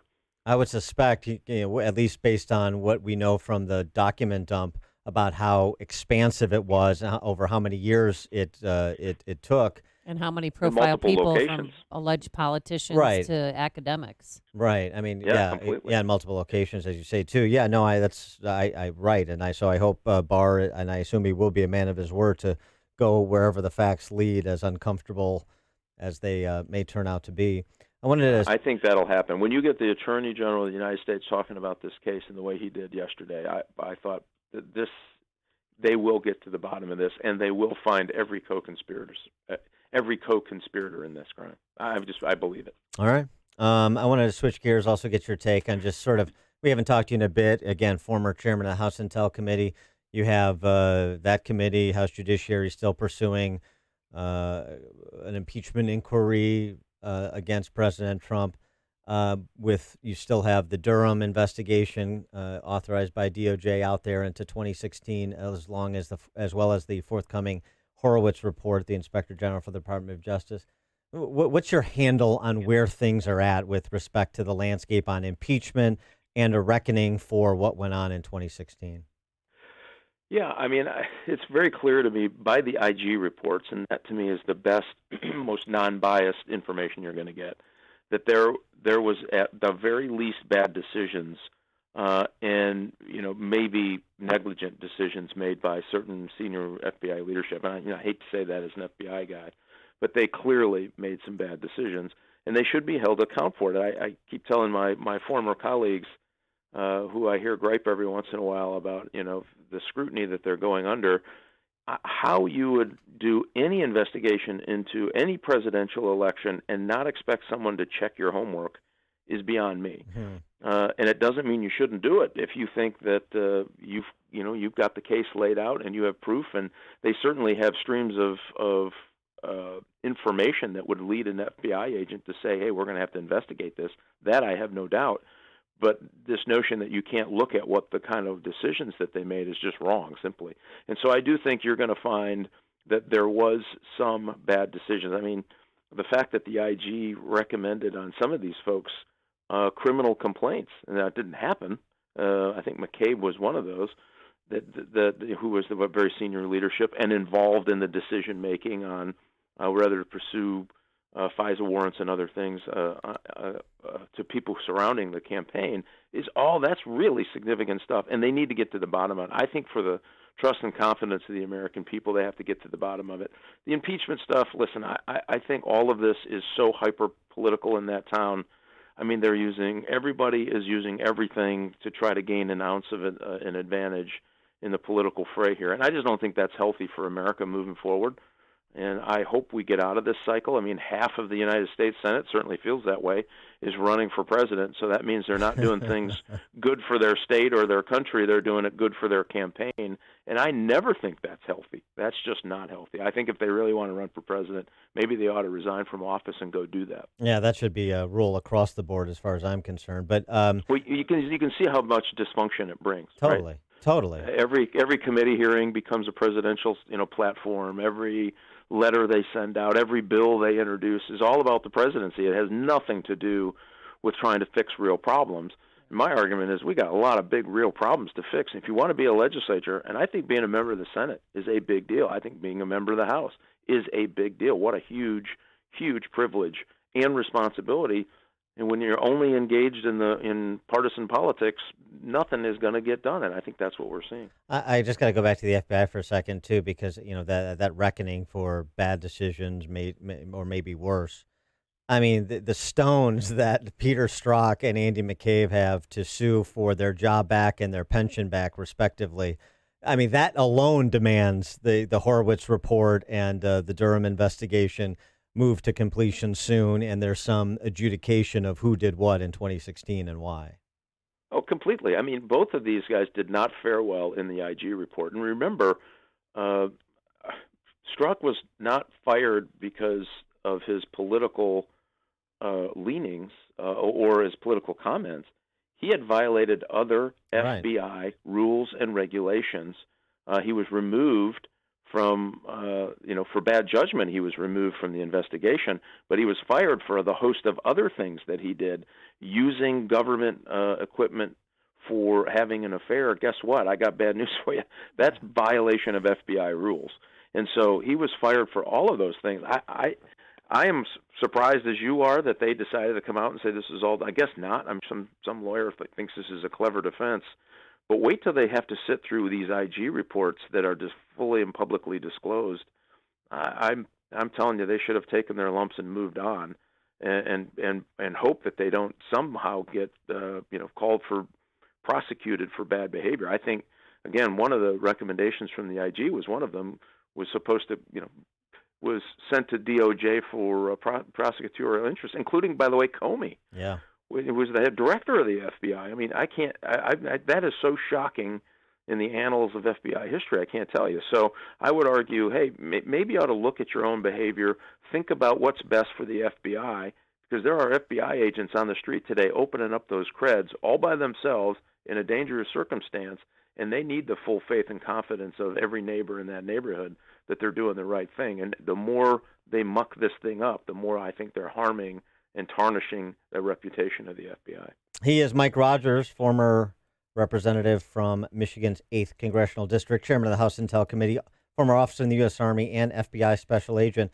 Mike, always a pleasure. Thanks for joining us.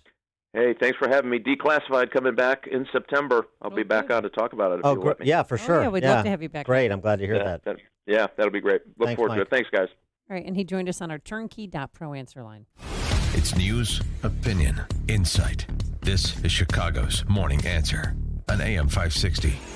The Answer. The Lou Dobbs Financial Report is brought to you by Signature Bank, helping local businesses succeed. Visit signaturebank.bank for your commercial banking needs. I'm Lou Dobbs. Chase Bank forgives all debt for Canadian cardholders, and July's Consumer Price Index rolls out today. The founder of Jason's Deli, dead at the age of 70. Those stories next. I'm Bobby Richards with today's 1-Minute Money Report. The New York Times recently reported on an unusual way Americans are making money. They found over 10,000 people who broke the golden rule of investing and became millionaires. The stories included people from all walks of life, including writers, professional bowlers, and blues guitarists, even a set of grandparents. We broke the golden rule of investing and turned $16,000 into $2 million.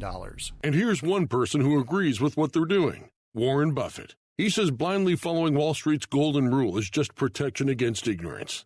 And Alexander Green, perhaps the top stock picker in America, told his 140,000 followers that if they break this rule, they can retire on just one investment. His video immediately went viral. You can view it for yourself at onestockretirement.com and decide if you should break the golden rule too.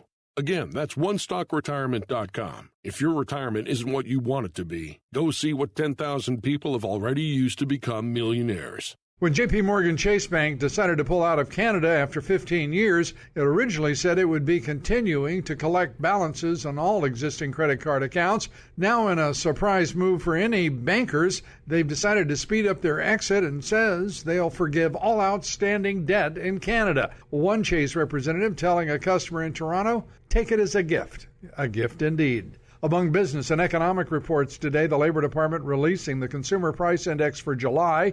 And Joe Totoris Jr. has died. You may not know his name, but he's the businessman who founded the national restaurant chain Jason's Deli more than 40 years ago. Please join me for Lou Dobbs tonight, 7 o'clock and 10 Eastern on the Fox Business Network. This is the Lou Dobbs Financial Report. Balance of Nature. Changing the world, one life at a time.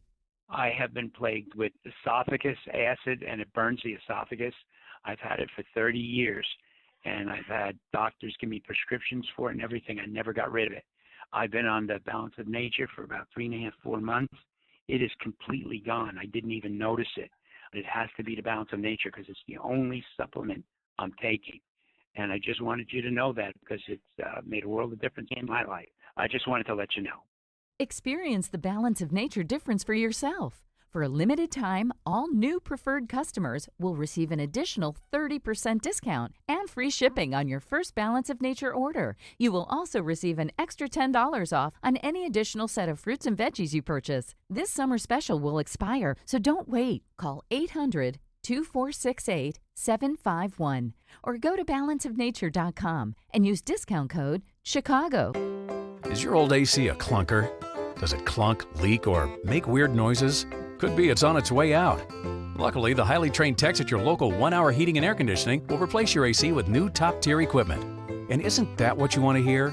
Right now, get big savings on a complete cooling system. Call 855-1-HOUR. Your comfort is just a call away. Call 1-HOUR. Terms and conditions may apply. Call for details. Independently owned and operated. Licensed in the respective state or county. Make sure to check out the Income Store live video stream of today's show right now at 560theanswer.com. It's news, opinion, insight. It's AM 560, The Answer. WIND, Chicago. He used a bed sheet. I'm Dave Anthony, Fox News, and he tied it to a bedpost. That's the detail on Jeffrey Epstein's apparent suicide, according to the New York Post. While Epstein awaited trial on a sex trafficking conspiracy involving underage girls, there are several probes into what happened at the New York City jail. Fox's Rachel Sutherland is live in Washington. Dave, the House Judiciary Committee has launched a bipartisan investigation into Jeffrey Epstein's death. The panel sent a letter to the Bureau of Prisons asking 23 questions, including whether the decision to take him off suicide watch was discussed with executive branch personnel. Attorney General William Barr has said the Justice Department is conducting a thorough investigation. We are now learning of serious irregularities at this facility that are deeply concerning. The letter gives the acting director of the Bureau of Prisons until August 21st to respond. Dave? Well, Rachel Barr also says the Epstein sex case will continue, going after anyone else who may have conspired with him. 2 California Highway Patrol officers are recovering the morning after being shot at a traffic stop. One was critically wounded. A third officer was murdered. The officer, at some point during the traffic stop, determined that he was going to impound the subject's vehicle, and so he called for a tow truck. An Assistant Highway Patrol Chief Scott Parker says that's when the driver got out a rifle, started shooting. He was killed when officers fired back. There's a manhunt in New Haven, Connecticut for a killer who also wounded a police officer off duty at the time. The captain witnessed the shooter fire at the victim, then got into a gunfight, left him needing surgery. He is stable now. The guy was able to get away. For a second day in a row, protesters have mobbed Hong Kong's busy airport, crippling operations, prompting officials to cancel all remaining flights the rest of today. The second day in a row this has happened. Demonstrations across Hong Kong have lasted more than 2 months, demanding Hong Kong's leader resign over a scrapped extradition law that they feared would give China more control. This is Fox News. Cloudy skies, some fog, and we battle overnight rain, but most of that is cleared out. 71 degrees at 7:02 on AM 560. The Answer. Good morning. I'm Mike Scott. 4 are in custody after authorities chased a vehicle wanted for a homicide in Gurnee into Chicago's near west side this morning. State police say Lake County Sheriff's officers began pursuit of that vehicle after spotting it early this morning. State troopers then joined that chase on I-94 near the Dempster exit in Skokie. Pursuit ended at Randolph and Halstead in Chicago, where Chicago police, Lake County sheriffs, and state troopers cornered the vehicle. 4 suspects ran, and then they were arrested. Authorities say a suspect is in custody after shots were fired outside a Chicago hospital. No one was hurt. Police spokesperson Tom Ahern says a man began shooting outside the Jesse Brown VA Medical Center on Monday afternoon, then tried to enter the lobby. A male subject entered the VA hospital through the Taylor Street entrance. The individual was carrying an assault rifle and began firing. FBI Special Agent Jeffrey Salet says security officers then apprehended that man near the hospital entrance. Another bloody weekend in the city of Chicago. Gun violence claimed the lives of 5, injured 43 others. Mayor Lori Lightfoot says violence is beginning, she believes, to trend down. If we look at a year-to-date snapshot, looking at the same time period, we are down in shooting incidents. We are down in shooting victims. And the only area that we're up just slightly over 2015 is in homicides. So we're actually trending in a pretty positive direction. This morning, a man accused of sexually abusing 3 children in northwest suburban Crystal Lake is due in court.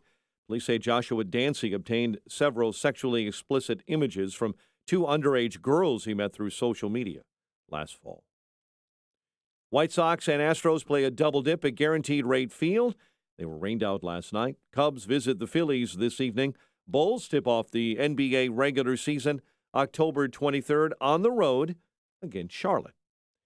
The news service of LifeLock with Norton. Be one of the millions who choose LifeLock with Norton to help protect their devices and identity. Join now at LifeLock.com, promo code RISK, to save 10% on your first year. 7:04 and a check of traffic and weather on the way next on AM 560. Mike Gallagher always puts things into perspective. The president never praised white supremacists or neo-Nazis or skinheads. It is a damnable lie, but it has the desired effect, yet it is not true. If I believe that the president praised white supremacists and neo-Nazis, I wouldn't like him either. The Mike Gallagher Show.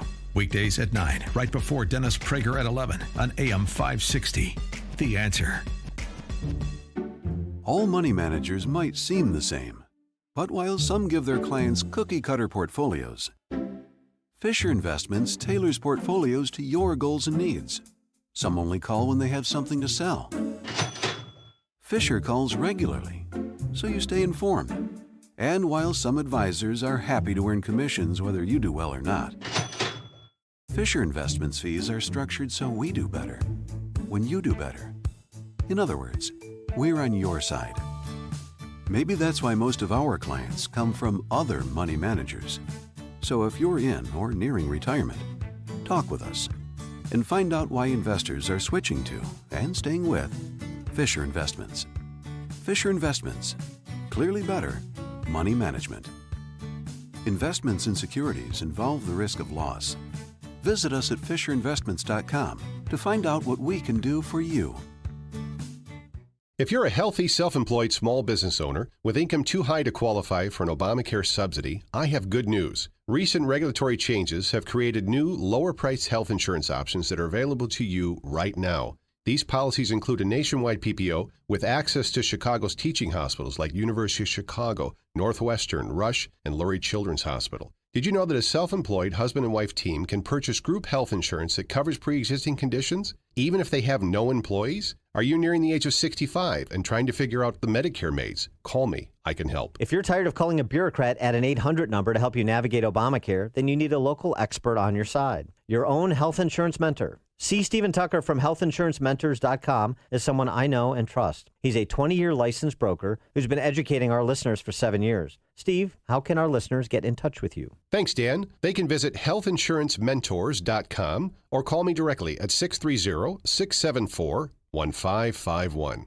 With data and texting included in over 200 countries and destinations, T-Mobile for Business keeps you connected at the corner coffee shop or a cafe halfway around the world. Business is changing. Are you with us? Visit T-Mobile.com/business. 7:07 on AM 560. It is time for a dry basement and a healthy home. It's time to call Permaseal, 800-421-SEAL. And time to check the roads in the AM 560 Traffic Center with Jim Telemonte. Southbound Tri-State traffic is tight. Duffy to Deerfield. Northbound delays are Southwest Highway to LaGrange Road from the Stevenson much of the way to 31st. And the Reagan Tollway most of the way to Irving Park. Eastbound Reagan Tollway traffic is slow. 22nd to Roosevelt. Northbound Veterans Memorial, 75th to Maple. And from the Reagan Tollway to 22nd. Eden's 22 minutes Lake Cook to Montrose. Kennedy, 34 minutes O'Hare to downtown. 16 from Montrose, 13 on the Express. Eisenhower, 50 minutes, 390 to downtown, 34 from Manheim. Stevenson, 47 minutes, 355 to Lakeshore Drive. Ryan, 30 minutes, 95th to downtown. I-57, 17 minutes, I-80 to the Verge. Bishop, 426. That's traffic. I'm Jim Telemonte on AM 560, The Answer. Chicago's Morning Answer continues next. Your official Chicagoland weather forecast from the 1 Hour Heating and Air Conditioning Weather Center and meteorologist Jonathan Reed. Mainly cloudy and it will be humid. Today's high 82. Partly cloudy tonight, low 65. Cloudy with a shower or a thunderstorm around tomorrow, high 79. I'm Jonathan Reed on AM 560, The Answer. 71 at O'Hare. Next news, 7:30. Chicago's Morning Answer with Dan and Amy continues next on AM 560, The Answer.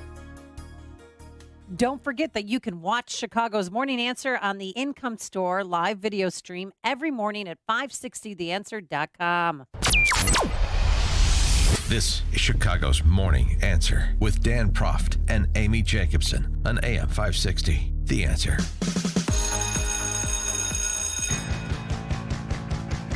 They got the beat, the campus beat, the campus beat. Yeah, the campus beat. Yeah, Dan and Amy and kids are going back to school soon, aren't they? Yeah, in the suburbs. When do Payne and Eli go back?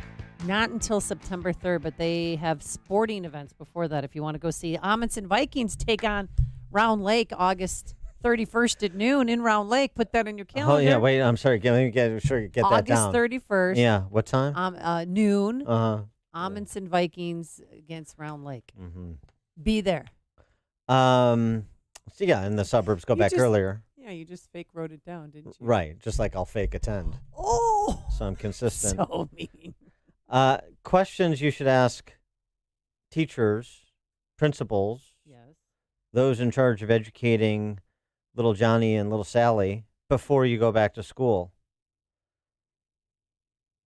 This is a good piece by Frederick Hess, our friend over at the American Enterprise Institute, who does some great work in the area of school reform.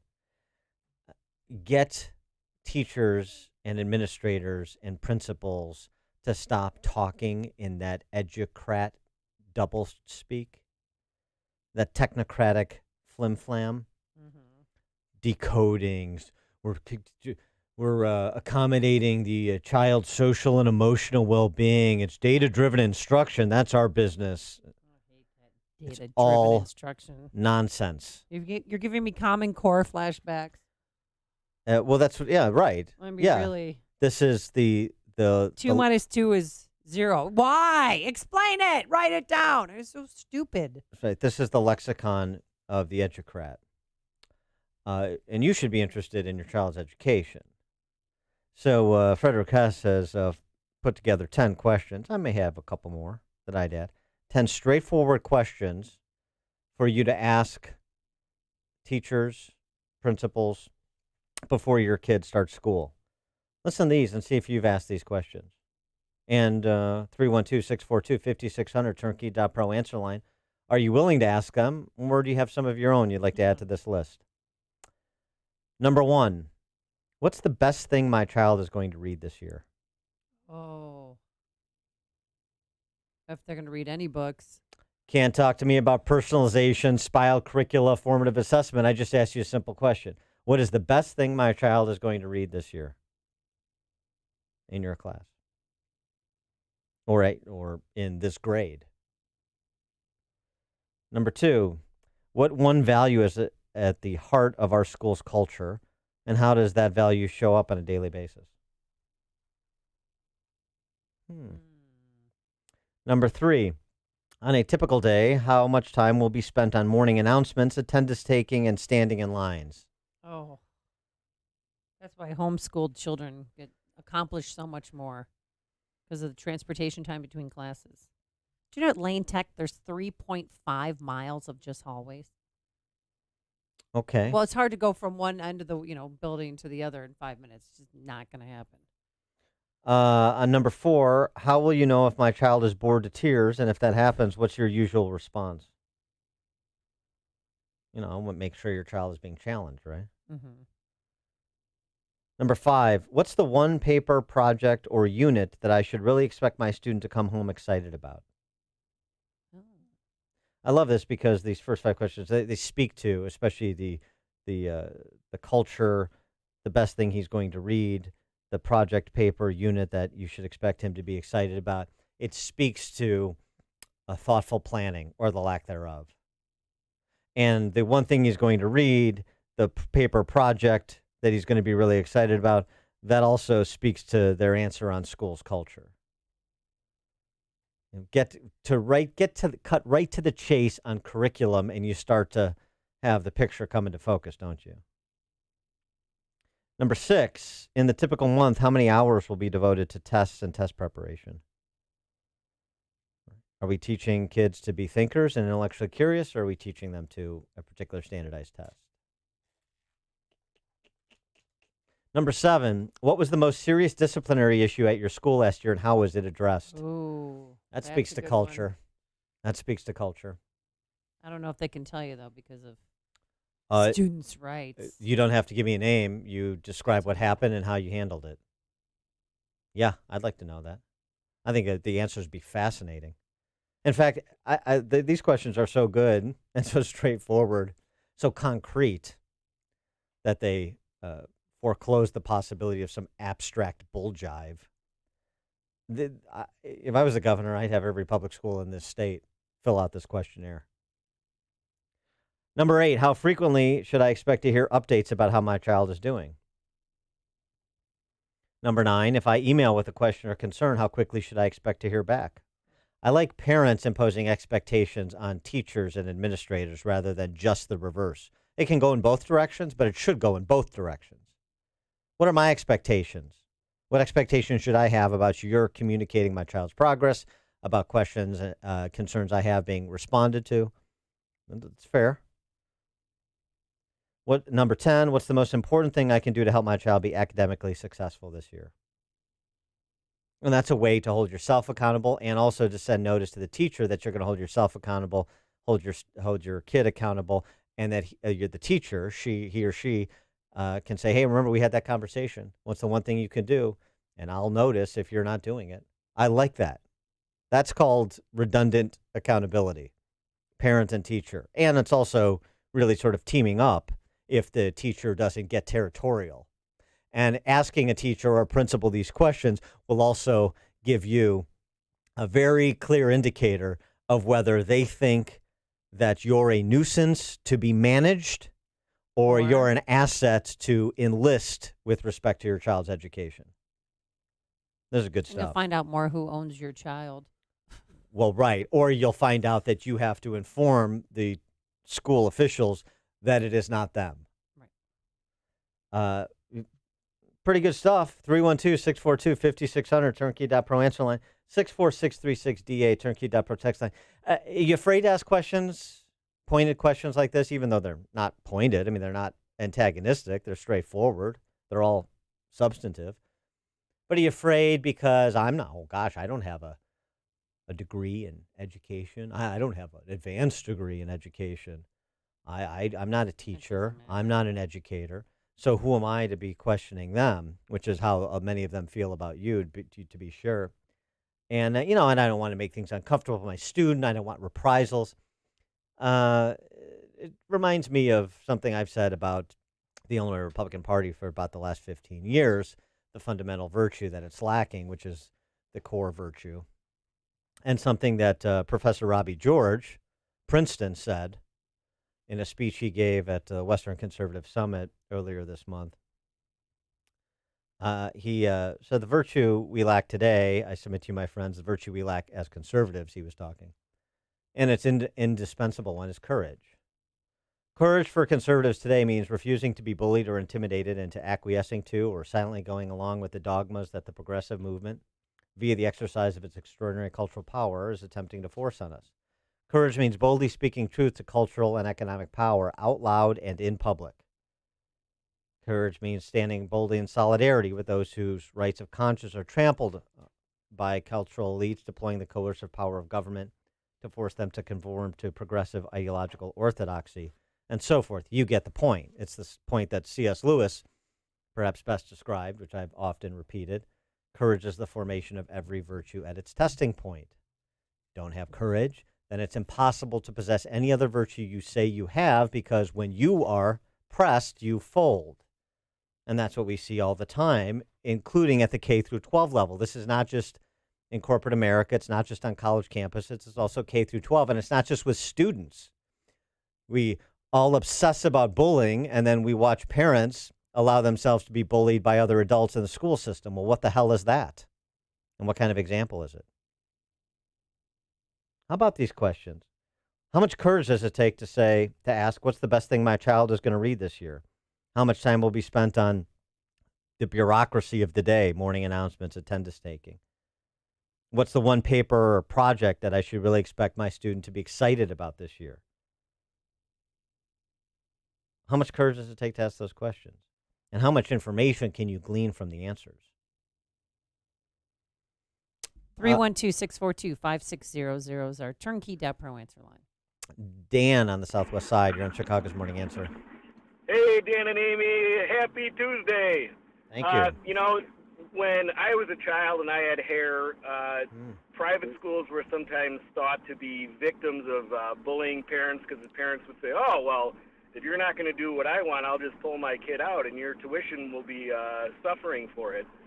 And from my experience, at least in the southwest suburbs, the private schools are really responsible and responsive to the types of questions that you're listing. So I just wanted to give a shout out to the private school system, in particular the Catholic school system, because they really do respond and they have great answers to the questions that you're listing.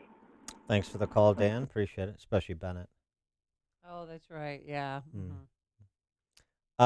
Mike in Crown Point. Morning, Dan and Amy. I had an additional question to ask regarding security.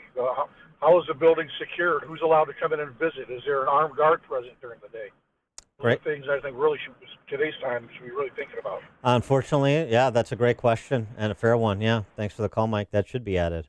Yeah, obviously, Frederick Hess is focused on curriculum and the education day, but in this day and age, you got to know. Yeah, I mean, the safety is obviously doors are locked, a component part of it. Yeah. Who can come in and when? That is a friendly amendment. We'll take that as question 11. Shelley in Downers Grove. Hey, good morning, you guys. Amy, you said something a bit ago about Common Core flashbacks. There's no flashing back. We are still doing Common Core in Illinois. They just renamed it the Illinois Learning Standards.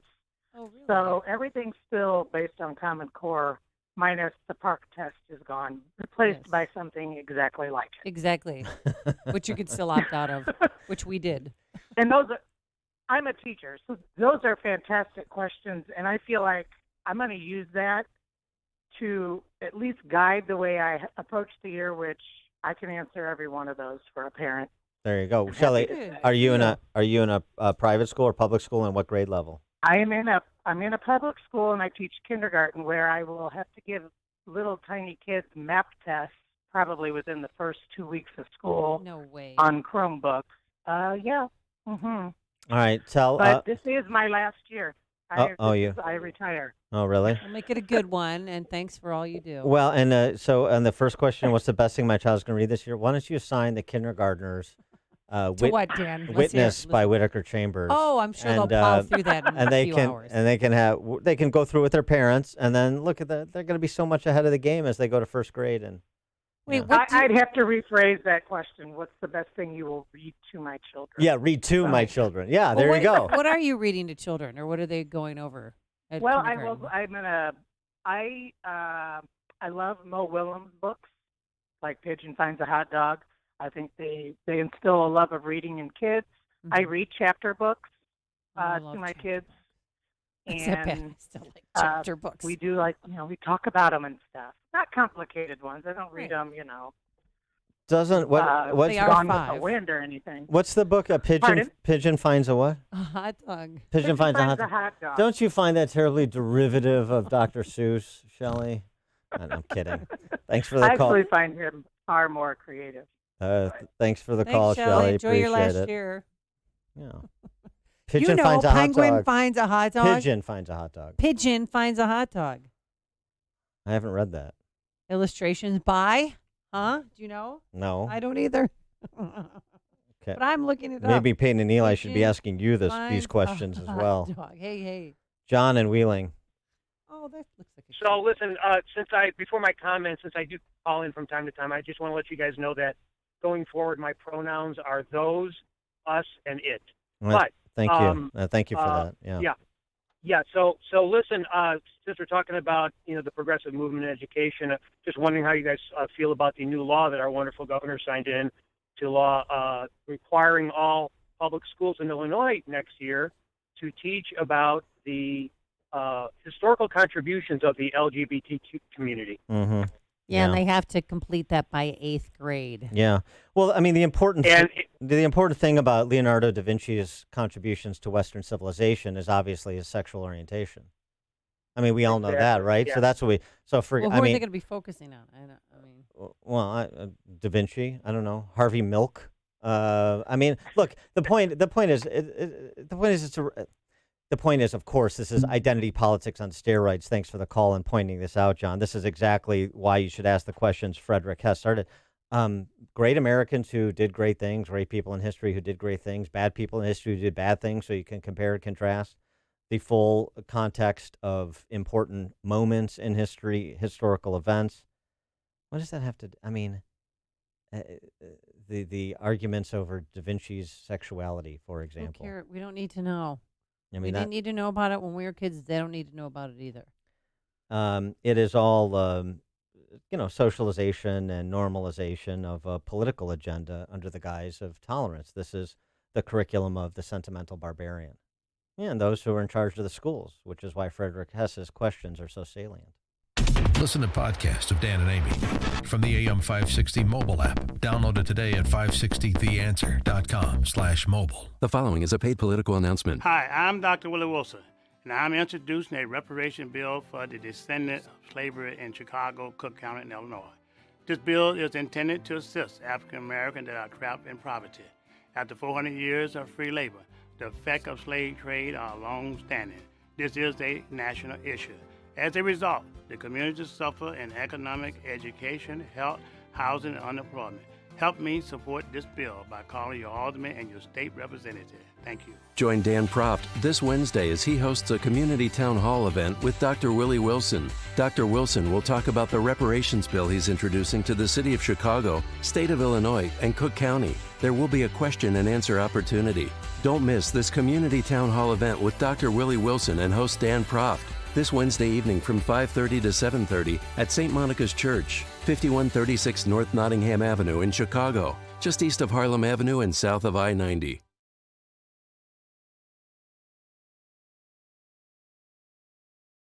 Hello, stand by.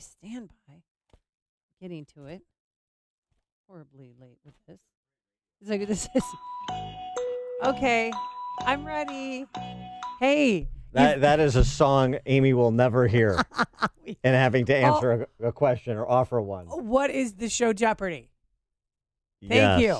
I mean, here in context, but okay. You probably have an accountant to audit your business financial matters on a regular basis to keep things in order and make sure everything is okay in the money department. That's important. But what also is important is your company's computer data.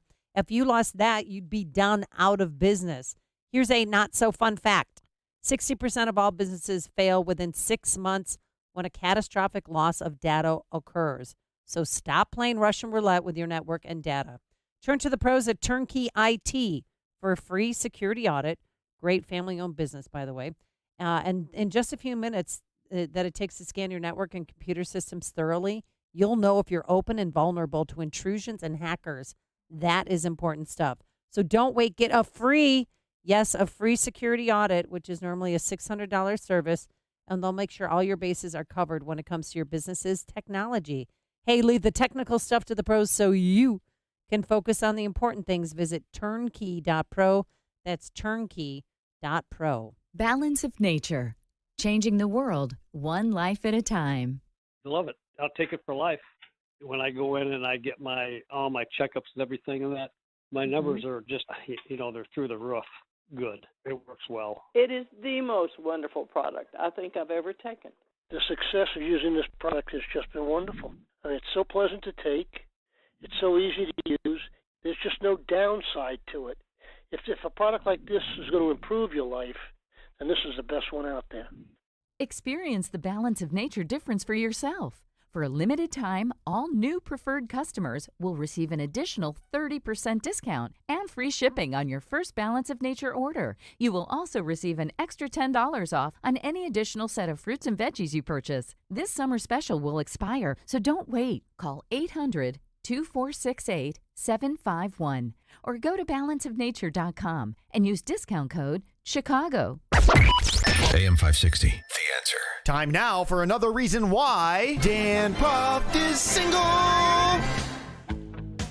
How much do you love these segments? I thought we covered it with the dog fishing thing, the dating profiles where people are appropriating other people's dogs and passing them off as purporting, their own? they're lying. Just like our technical producer, Justin Kosick, is doing? I'm too fragile to be lied to. Well, we have an Illinois State winner for the New Husband Hog Duck Calling Champion. Take a listen. Is she worth it? Davey! Please tell me that you've seen my man. I sure could use your help and hand. You'll know it's him by his beard and mustache.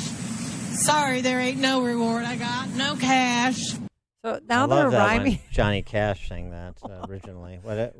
What is this? It's a husband calling. It's called the New Husband Hog Duck Calling Contest. So they put them all into one, and the women always seem to win because they're calling all their into one what? category. So you have some men doing hog calling and duck calling, like wah, wah, wah. You've seen those, right, at the Illinois State Was Fair? that for a hog or a duck? That was for a duck. Oh. And she won. The woman, thank you. She That's was in a better. walking boot, but she did a little rhyme, was trying to make a rap. So it's husband, hog, or duck. Everybody chooses one of those three categories, and there's a single winner. And she's the single winner. She did it while she was in a walking boot, and she had to use a stand-in husband because her real husband's in the hospital. So she got some guy from the audience, and he literally sat on a bench and was sleeping while she was hog calling him. Which brings me to my favorite hog calling competition, 2010. This is called Dog Chasing Rabbit. This is what you're saying. To the road. Here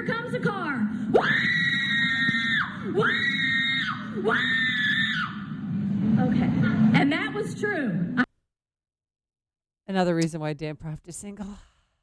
And this is in Illinois? Yeah, at the Illinois State Fair. Oh, yeah. It's a big deal. I've been Mike, to the you know what Illinois I'm State talking Fair about. a couple times. I've never Would you have a seen that. deep fried Snickers on a stick? All right. This segment also intersects with another reason we're to hip leave Illinois. Well, you'll find it in Iowa. You'll find it in Florida. You'll find it in Minnesota. California. Yep. They all have husband calling and hog calling. So there's nowhere you can go to hide. Yeah, I didn't know I was with two resident experts in the topic. Oh, I'm wow. familiar. I've lived in rural areas. Okay. All right. Coming up on Chicago's Morning Answer. We're going to talk to John Lott Jr. about Joe Biden's op-ed in the New York Times that there is compelling evidence that assault bans work. That's at 7:37. But first, let's head into the newsroom. Should I call you, Mike? Come on, Mike, get in that newsroom. Do not do that to me. So bad. I'm the son and grandson of dairy farmers. We didn't have hogs. You're more refined. Thank you. Yes. 72 degrees outside. We have cloudy skies. At least one person is dead in Australia after an apparent random stabbing attack along a street in Sydney's central business district. Witnesses say the suspect was shouting Islamic phrases, stabbing a woman in the back with a butcher knife. He was restrained by 3 passers-by who are being praised as heroes by police in New South Wales.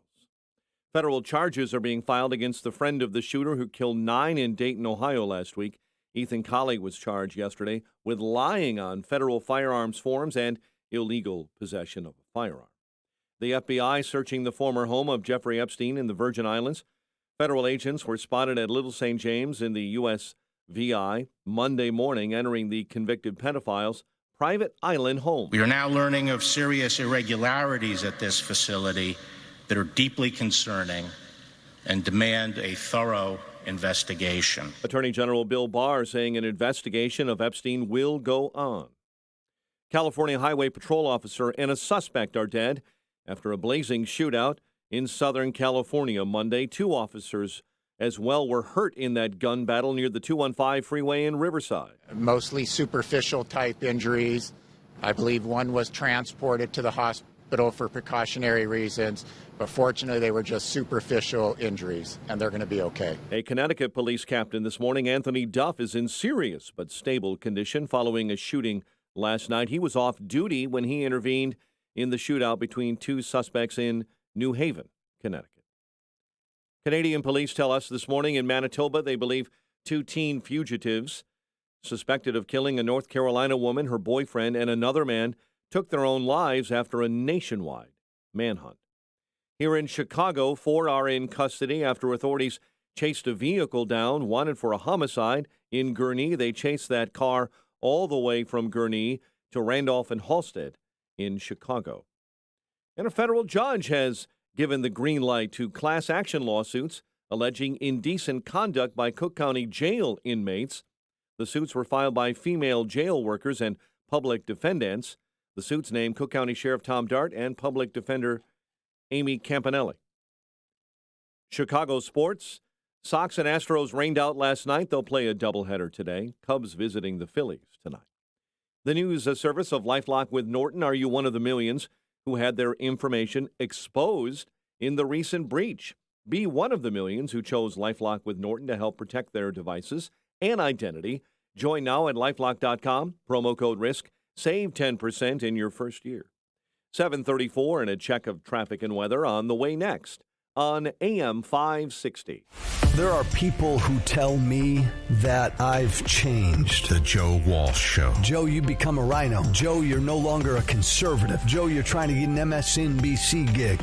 Pre-Trump used to be where you stood on the issues determined whether you were a conservative or a rhino. Post-Trump, it's where you stand on Trump. I get that. I haven't changed. I haven't changed on any issue. I call it like I see it, period. The Joe Walsh Show. Weeknights, starting at 5, right before Larry Elder at 7 on AM 560. The Answer. We have to talk about it. Nope, I don't wanna. We have to. No. But we need life insurance. I am not listening to you. So you don't love me then. What? Oh, fine. we need life insurance, but all the paperwork, it's such a pain. Not with Ethos. Ethos? Is that some kind of yoga thing? No, Ethos is life insurance for people like us. Like us? People who don't have time for fine print, insurance jargon, and hidden fees. Yeah, I pretty much hate all that stuff. Of course you do. With Ethos, you can apply online, and there's a policy for every budget. Really? Yes, the online application only takes 10 minutes, and you'll be taking the first step in ensuring the kids and I'll be safe, even if something unexpected happens. Ethos brings you choices that don't require an in-person meeting with an agent, and in most cases, there's no need for a doctor's appointment. Feel better? Yeah, I do. Ethos, life insurance made simple. Apply online in just 10 minutes. Get a free instant quote now at ethoslife.com. That's ETHOS life.com. Ethoslife.com. Balance of nature. Changing the world, one life at a time. Love it. I'll take it for life. When I go in and I get all my checkups and everything and that, my numbers are just, they're through the roof. Good. It works well. It is the most wonderful product I think I've ever taken.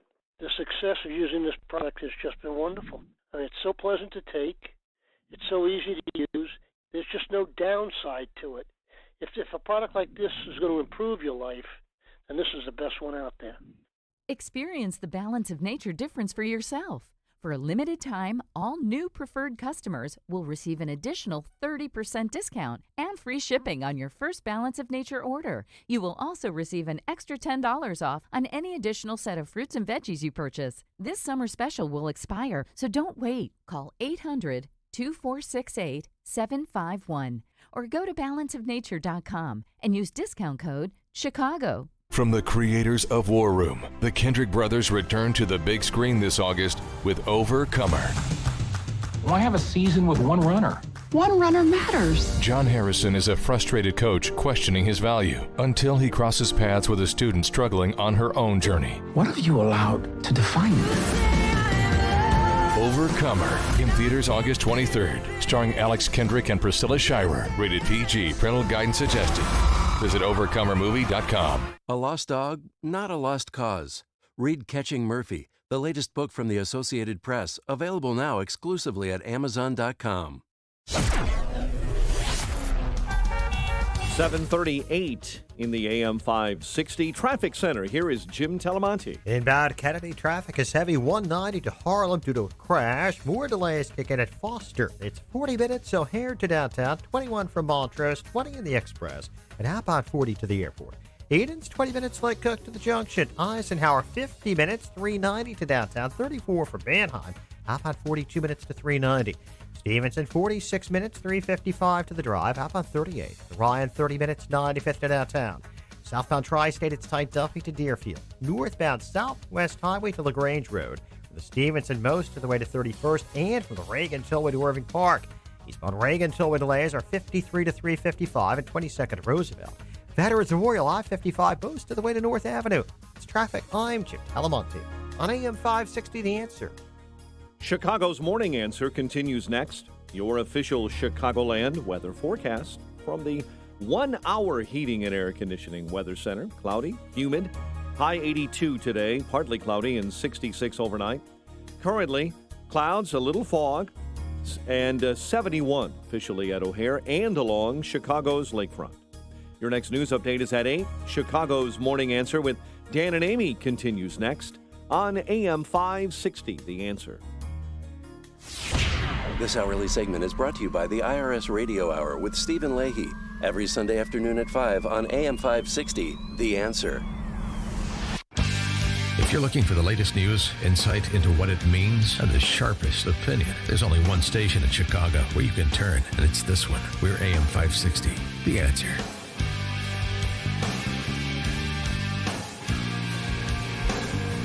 Top of the morning, Dan and Amy. Joe Biden writing in the New York Times op-ed, or somebody wrote for him, obviously.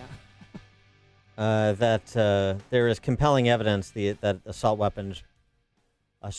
weapon bans work, and he suggests in his piece a study that finds that the assault weapon ban that was in place between 94 and 04, there were fewer mass shootings, fewer deaths, fewer families needlessly destroyed. That's the Biden argument.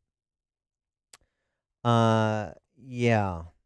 First, so we understand, 94 to 2004, there was no gun confiscation. It was just new, quote unquote, assault weapons that were banned as defined by the law.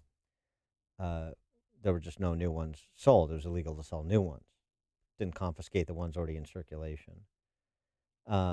Again, as we've discussed before, but we'll discuss again, the definition of assault weapon focused on features that don't really affect a gun's lethality. Fewer murders are committed with, rifles, long guns of any kind, to say nothing of so-called assault weapons.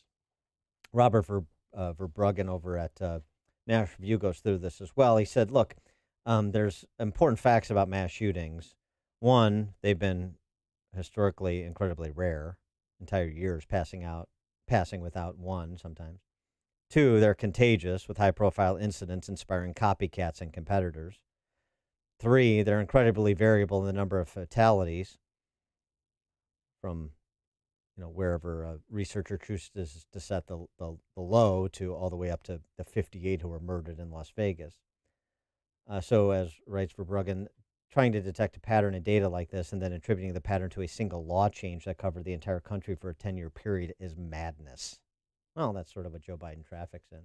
But he's persuading some over the weekend from the insufferable S.E. Cupp, who is what passes for a Republican on CNN. Her commentary of why she has turned away from the NRA and is now part of the Do Something crowd.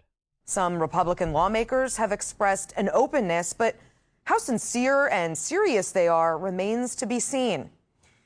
Now, for years, as you might know, I've gone on television and made the case for the Second Amendment, the right to bear arms. I've pointed out that criminals don't follow gun laws, and I've defended the NRA and its members, law-abiding gun owners like me who have nothing to do with mass shootings or violent gun crimes. I've done that because I am a gun owner and a gun rights advocate, and I believed it was true. But I am no longer an NRA member. Being right no longer feels righteous because in the wake of more mass shootings, acts of senseless violence that send innocent people running for their lives, leaving children orphaned, loved ones dead on the ground, we must do something about guns. The Do Something crowd. And something she said there, which she thinks makes her come off well, really is the tell. I no longer feel what is right is righteous. And my feelings of self-righteousness trump doing what's right. That's what she's saying. And that's the sentimentality that afflicts the left and that they would afflict on a freedom-loving people. And unfortunately, some very receptive to that infliction of that affliction. For more on this topic, we're pleased to be joined again by John Lott Jr., president of the Crime Prevention Center, author of books including The War on Guns and More Guns, Less Crime. John, thanks for joining us again. Appreciate it. Thanks for having me on. So you decide who you want to respond to first. Joe Biden on the assault weapon ban specifically, or S.E. Cupp on the Do Something argument generally? Well, I mean, I want to do something too, but I want to do something that actually matters. So much of these discussions, these background checks on private transfers of guns, there's not one mass public shooting this century that would have been stopped if such a law had been in effect. With regard to the assault weapons ban, even studies paid for by the Clinton administration wasn't able to find a benefit from this. And for some of the reasons that you mentioned, that they wanted to ban guns based on how they look. I mean, the key word here was military style, or style referred to how the gun looked on the outside, its cosmetic looks rather than how it functioned. I mean, the vast majority of guns owned in the United States are semi-automatic guns.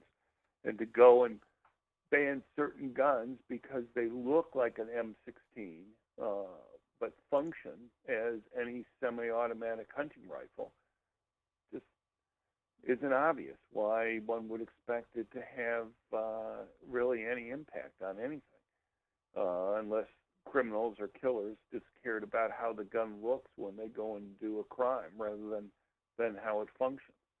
Why certain people like to have guns that look like military weapons, I mean, I guess it's just a question of taste. But it seems to me that most academics would care about how the gun actually functions, or police for that matter. I mean, you look at surveys of police officers, and I don't think the vast majority of them, 80% plus, think that, depending on the poll that you look at, think that this has any impact on crime rates generally or on mass public shootings. Well, but do you agree, though, that something has to be done? What about President Trump, who's flip-flopped on this issue in the past, but he once again supports background checks? Is it a fantasy to think that the NRA is ever going to be on board with background checks? Well, we have background checks. Extending really them from care. 3 days to 10 days. Or how about this? I have a Well, great idea. okay, well, the Interview 3 their days- get their high. This is what I think because of the Dayton shooter. If you looked at his high school record, he had a rape list for girls, a kill list for Right. boys. Maybe it's intrusive, but delving into people's high school records or maybe having parental interviews because the El Paso shooter's mom called and said, called police and said she was fearful because he bought an AK-47. Except the That's problem. by what she said. Yeah, The Paso moms called up and just asked if her son was able to own a gun. Okay. There was nothing. If she had maybe There was no warning. fear. Yeah, there was no warning. Number But I'm one. saying if background number- checks included those things. But just on the point too, and then I'll let you respond, John. On Dayton, you just had a guy arrested who got the guns for the shooter. And provided all the ammo for him. And so then how does that deal with your suggestion of delving into his high school record? It would have solved nothing. Well, everybody knew that he was a crazy loner. He had a weirdo. friend get him guns who's now under arrest. Go ahead, John. Right. Well, I think the friend is under arrest basically because he had a drug problem. But I mean, the thing is, the Dayton killer could have bought the guns himself. There was no criminal record that he had. I mean, it would be one thing if he had been prosecuted. He could have been prosecuted. One could argue he should have been prosecuted for the types of threats that he had made. The types of threats that he made are a crime. One can ask why the prosecutors didn't do their job on that. Maybe they thought that they had a weak case. I have no idea. But the fact that he did this 8-9 years ago, I mean, obviously that's a troublesome sign. But if prosecutors don't prosecute somebody, you have to ask what level of evidence do you have to have or past criminal records to determine whether or not somebody's going to be able to own a gun. Well, the friend of the Dayton shooter was arrested because he bought body armor and a 100-round magazine and firearm accessories for his Right. And he lied on his app. He wasn't arrested per se because he bought those. He was arrested because he's a drug addict. Right. And he didn't fill out the form properly. Right. He lied in doing that, which is perjury. And he'll likely be prosecuted for engaging in perjury that's there, which is a 3-year criminal penalty in prison. But John, speak to the larger issue of the quote unquote, this phrase and we've talked about on this show ad nauseum, but it just doesn't seem to take with some people. But the universal background check, universal background check, universal background check, universal background check. It's a phrase that's just rinsed and repeated. And people have no idea what the background check system actually is that's in place and address the gaps that are suggested by those who are proposing the quote-unquote universal background check. Right. Well, the universal background check deals with private transfers of guns. It's assuming that these people, that this killer in Dayton or whatever, couldn't have legally bought the gun himself, and he could have.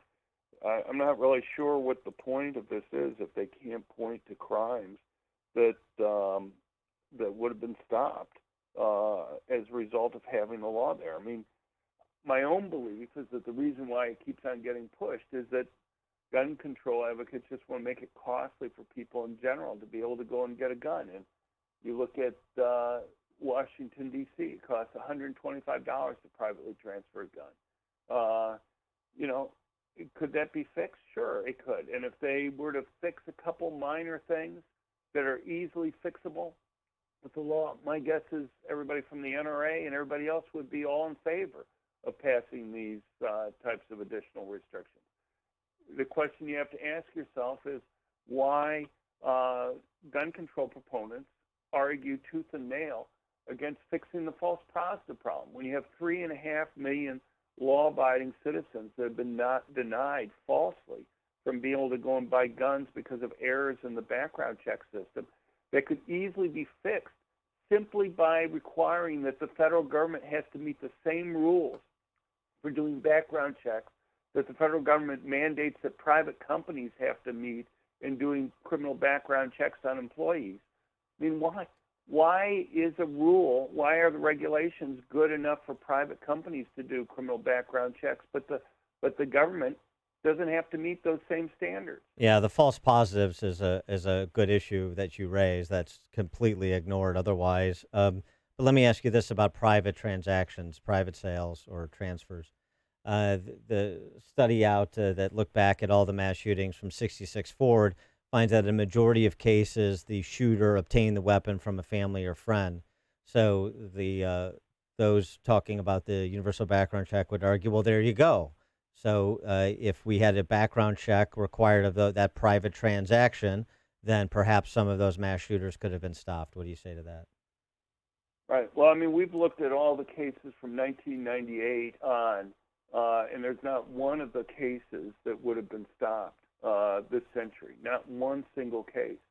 And people either got the gun through a direct purchase themselves or they got it by stealing the gun. And neither one of those would have been covered by those types of background checks. So,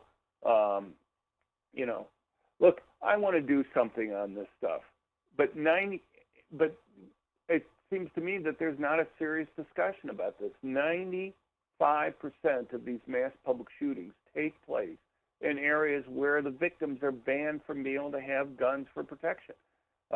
You look at cases like the Gilroy shooting that we just had. You had metal detectors there. They were confiscating pocket knives from people who were trying to attend the festivities that were there. The killer went around, cut a hole in the back fence there to be able to go and bring his gun into an area where he knew none of the victims would be able to go and defend themselves. You have the Virginia Beach attack that occurred in a place where all the public employees were banned from having concealed handguns. Other municipalities in Virginia allow that. The killer even went into an area where an employee key card was necessary before he engaged in the attack. The Dayton attack that we just had, you had bars there which were posted. The killer waiting right outside there, people coming out of an area facility where he knew that they weren't able to go and have guns for protection. Every one of the mass public shootings earlier this year, all were including places where people were banned. It's just not this year. These killers may be crazy in some sense, but they're not stupid. They know if they want to kill as many people as possible, the best place to go is a place where the victims that they're going to be going after aren't going to be able to have a gun to be able to go and protect themselves. It's not rocket science on this, and one only needs to go and look at the statements. The El Paso killer talking about trying to figure out a place where there'd be soft targets. It's time after time, whether it's the Aurora Batman movie theater shooter or others. One just has to read the diaries and statements. The Charleston church shooter going, and his original target was going to be a place that he ended up turning down because he realized that people could have guns there in order to go and stop him from doing the attack. It's, one thing Amy mentioned, increasing the background check period from 3 to 10 days. That actually has to do with the so-called Charleston loophole that's there. Yeah, the Congress FBI messed passed that up. Right. Well, they didn't mess it up. Anybody who actually, it's an example of the FBI under Obama being politicized in terms of the statements that they make. Go and ask a lawyer if you don't believe me on this, but under federal law, if you're arrested but not yet adjudicated, you're banned from being able to go and purchase a gun if the prison term that you face is up to 2 years or more. This Dylan Roof, in this case, was arrested for misdemeanor drug possession. The maximum prison term that he would have faced is 6 months. Under current federal law, he was not prohibited from being able to go and buy a gun.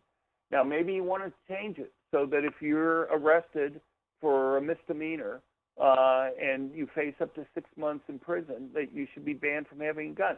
But that's not the fix that they're doing there. The fix that they're doing has nothing to do with the case that they're claiming. They could have checked the guy for 10 years or 20 years, and it still wouldn't have banned him under current law from being able to go and buy a gun. It's just amazing to me how much misinformation there is. It's kind of like they make things up as they go along in terms of these discussions, gun control advocates, just to kind of go and fit things. And now we have a bill that's passed on something that's completely unrelated to the actual facts of the case that they're using to name the bill after. Yeah, well, perhaps their agenda is something other than public safety. Who would think that? He is John Lott Jr., president of the Crime Prevention Research Center, author of The War on Guns and More Guns, Less Crime. John, thanks as always for joining us. Appreciate it. Sure, thanks. People can find more at our website at crimeresearch.org. But thank you very much. Crimeresearch.org. Thanks, John. And he joined us on our turnkey.pro answer line. The more you listen, the more you'll know. This is Chicago's Morning Answer. Morning Answer on AM 560. The Answer.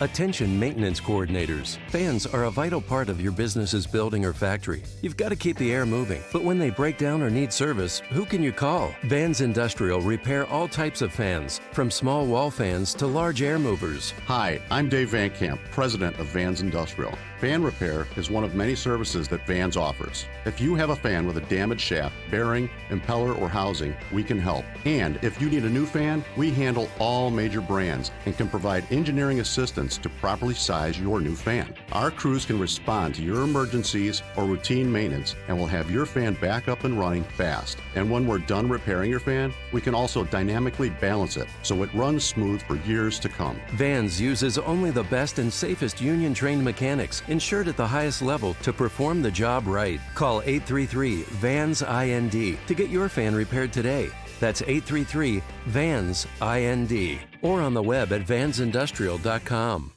Mark the date. Set a reminder. The Illinois Numismatic Association presents the 60th Coin and Currency Show, Thursday through Saturday, September 12th through the 14th, at the Mega Center at the Pheasant Run Resort in St. Charles. So much fun, so much history. This is the best show in the country, with displays valued at millions of dollars. Don't miss the show for serious collectors and investors. Plus, it's a great family event. Or if you're interested in all this history, on Friday evening at 6, it's the Matthew Bullock Auction Gallery, the official auction house of the Illinois Numismatic Association. Auction viewing is Thursday and Friday during show hours. If you've never been to a coin show, this is the one to attend. One of the largest and best in the country. Get more information at ilnaclub.org. That's ilnaclub.org. Admission and parking are both free with your photo ID. Mark the date. Thursday through Saturday, September 12th through the 14th, at the Mega Center at the Pheasant Run Resort in St. Charles. The 60th Coin and Currency Show, presented by the Illinois Numismatic Association. Don't miss it. AM 560. The Answer. Coming up on Chicago's Morning Answer. We'll ask Chris Fredo Cuomo if it was an ethnic slur when Shaq made it. And coming up at 8:08, Tim Schmidt, President and CEO of the United States Concealed Carry Association, continuing our discussion about guns and public safety. And later, a golf miracle for my father on his 79th birthday. But first, into the newsroom we go. Here is Mike Scott. 4 arrested after a suburban police chase ends up in the city of Chicago. Chicago casino study will be released today. Governor Pritzker makes medical marijuana permanent in Illinois. Sox and Astros play a double dip today. Cubs are at the Phillies tonight. And the golf world descending on Medina Country Club. WIND Chicago News Time is 8 o'clock. He watched the shootout that killed his son on TV. I'm Dave Anthony, Fox News, and Dennis Luther says a bullet even went through the windshield of his daughter-in-law's car. The gun battle happened off a freeway in Riverside, California, after highway patrol officers stopped Aaron Luther's truck. Then as they were ready to impound it, he entered his vehicle and pulled out a rifle unknown caliber rifle, and he engaged our officer with multiple gunshots. Assistant Highway Patrol Chief Scott Parker says that officer died. 2 others were wounded in the gunfight, one critically. Luther was shot and killed. Another officer is recovering after surgery in New Haven, Connecticut. He has been stabilized, and he's going to be okay, thankfully. Police Chief Tony Reyes, the captain, was shot while off duty after witnessing a murder and getting into a gunfight with the killer who got away. The House Judiciary Committee is joining the Justice Department probing Jeffrey Epstein's apparent suicide in jail while awaiting trial on sex crimes. The New York Post reports he hanged himself using a bed sheet tied to a bedpost. The Epstein case, though, is not closed. Fox's Rachel Sutherland live in Washington. Dave, Attorney General William Barr has a message for anyone who was complicit with Jeffrey Epstein. Any co-conspirators should not rest easy. The victims deserve justice, and they will get it. The FBI raided Epstein's private Caribbean island. Agents fanned out on golf carts, scouring Little St. James for evidence as the investigation into alleged sex trafficking of minors continues. Epstein's death came as he awaited trial sometime next year. Dave? Rachel, we just got an update on inflation showing a small rise last month in what we pay at the retail level. Consumer prices went up 0.3%. Gas was costlier, so was medical care. On Wall Street, stocks could drop again. Dow futures down about 60 the morning after a nearly 400-point plunge. This is Fox News. Skies are gray, and we have had some morning fog after overnight rain. It's 8:02 on AM 560, The Answer. I'm Mike Scott. One person is still being looked for, as 4 are in custody. Authorities chased a vehicle wanted for a homicide in Gurnee into Chicago's near west side this morning. State troopers say Lake County sheriffs began pursuing the vehicle after spotting it early this morning. State troopers joined that chase near Dempster, near the Dempster exit off the Edens in Skokie, and then that pursuit ended at Randolph and Halstead in Chicago, where the suspects were apprehended after fleeing that vehicle. Authorities say a suspect is in custody after shots were fired outside of a Chicago hospital and that no one was hurt. It happened at the Jesse Brown VA Medical Center on Monday afternoon. The man began shooting outside the VA Medical Center and then tried to enter the lobby. I cannot tell you, with all the things that are going on in this country right now, how lucky we are and how blessed the city of Chicago is that we are out here talking about a subject who has been in custody but did not hurt anyone. FBI Special Agent Jeffrey Salat. Investigators have not been able to determine what caused an explosion at a Chicago area silicone factory that killed 4 workers in May. Waukegan Fire Marshal Steve Lanzi says he's confident investigators have located the point of origin of that explosion. A Republican lawmaker is set to introduce a death penalty bill in Illinois. Barrington Hills Representative David McSweeney says he'll either sponsor or co-sponsor a measure to overturn the moratorium on the death penalty implemented and in place since the year 2000. Sox and Astros play a doubleheader today at Guaranteed Rate Field after last night's game was rained out. Cubs visit the Phillies tonight. It's 8:04, time for the AM 560 Business Beat, a service of Signature Bank, helping local businesses succeed. Visit signaturebank.bank for your commercial banking needs. With the latest from the Fox Business Network this morning, here's Ginny Casola. From the Fox Business Network, stocks skidded yesterday with continued concerns about the impact of tariffs and the protests in Hong Kong. However, small business owners apparently are still upbeat about the economy. The National Federation of Independent Business says its Small Business Confidence Index rose in July to 104.7. CIT Group is buying Mutual of Omaha Bank. It will pay $1 billion in cash and stock. Did you own a Pixel phone? You could be owed up to $500. Owners of the phones sued, claiming Google sold them devices with defective microphones. The approval of a settlement with Google has gone through, but you need to purchase the phone before January 7th, 2017, and you need to document that you experienced microphone issues. In most cases, the settlement will pay up to $20. With the Fox Business Report, I'm Ginny Cosola. 8:05 in Chicago, a check of traffic and weather on the way next on AM 560. Larry Elder has a question for the media. And as I'm watching media after media after media denounce President Trump for his hateful rhetoric, I said to myself, are any of these people at all, since they're so interested in assigning blame and demanding that people take responsibility, you ever think about looking in the mirror and saying to yourself, maybe, just maybe, we contributed to this atmosphere that we're now denouncing? The Larry Elder Show. Weeknights at 7, right before Jay Sekulow at 9 on AM 560. The Answer. The following is a paid political announcement. Hi, I'm Dr. Willie Wilson, and I'm introducing a reparation bill for the descendants of slavery in Chicago, Cook County, and Illinois. This bill is intended to assist African Americans that are trapped in poverty. After 400 years of free labor, the effects of slave trade are long-standing. This is a national issue. As a result, the communities suffer in economic, education, health, housing, and unemployment. Help me support this bill by calling your alderman and your state representative. Thank you. Join Dan Proft this Wednesday as he hosts a community town hall event with Dr. Willie Wilson. Dr. Wilson will talk about the reparations bill he's introducing to the city of Chicago, state of Illinois, and Cook County. There will be a question and answer opportunity. Don't miss this community town hall event with Dr. Willie Wilson and host Dan Proft this Wednesday evening from 5:30 to 7:30 at St. Monica's Church, 5136 North Nottingham Avenue in Chicago, just east of Harlem Avenue and south of I-90. All money managers might seem the same, but while some give their clients cookie-cutter portfolios, Fisher Investments tailors portfolios to your goals and needs. Some only call when they have something to sell. Fisher calls regularly, so you stay informed. And while some advisors are happy to earn commissions whether you do well or not, Fisher Investments fees are structured so we do better when you do better. In other words, we're on your side. Maybe that's why most of our clients come from other money managers.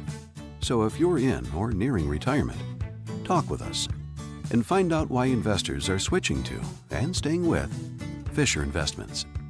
Fisher Investments. Clearly better money management.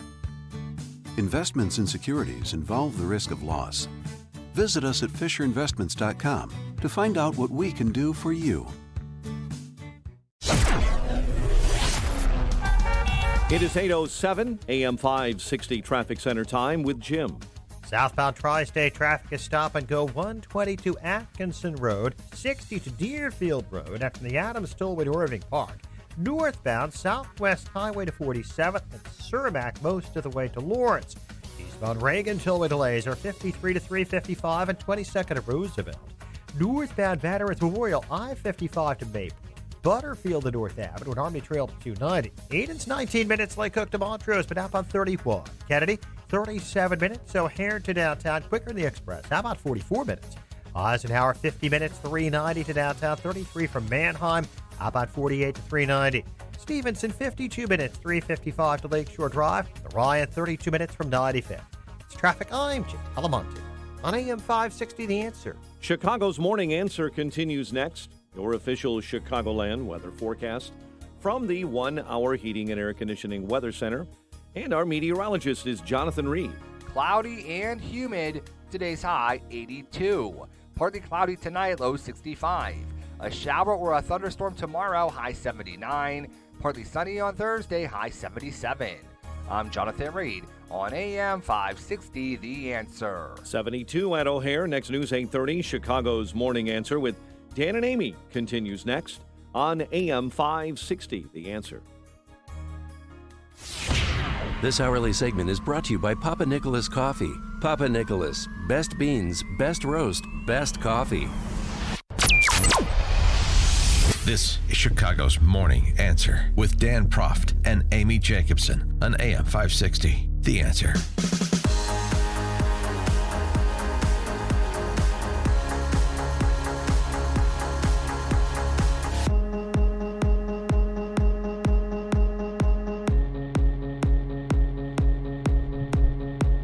Top of the morning, Dan and Amy. Another violent weekend in Chicago. What was it, 4 and 43? 50 shot, 4 killed. Uh-huh. And but Mayor Lightfoot says we have it under control. I mean, it's not great, but things are getting better, Dan. We're talking about decades of disinvestment on the west side and the south side. We're not going to make huge changes in a couple months over the course of a single summer.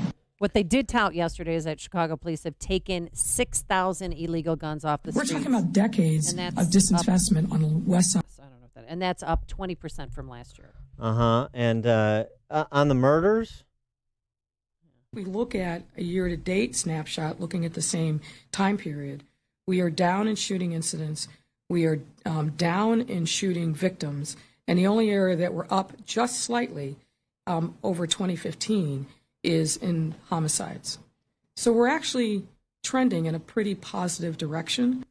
Wow. Trending in a pretty positive direction. Among those, shot 8-year-old girl who was attending a family barbecue in Humboldt Park.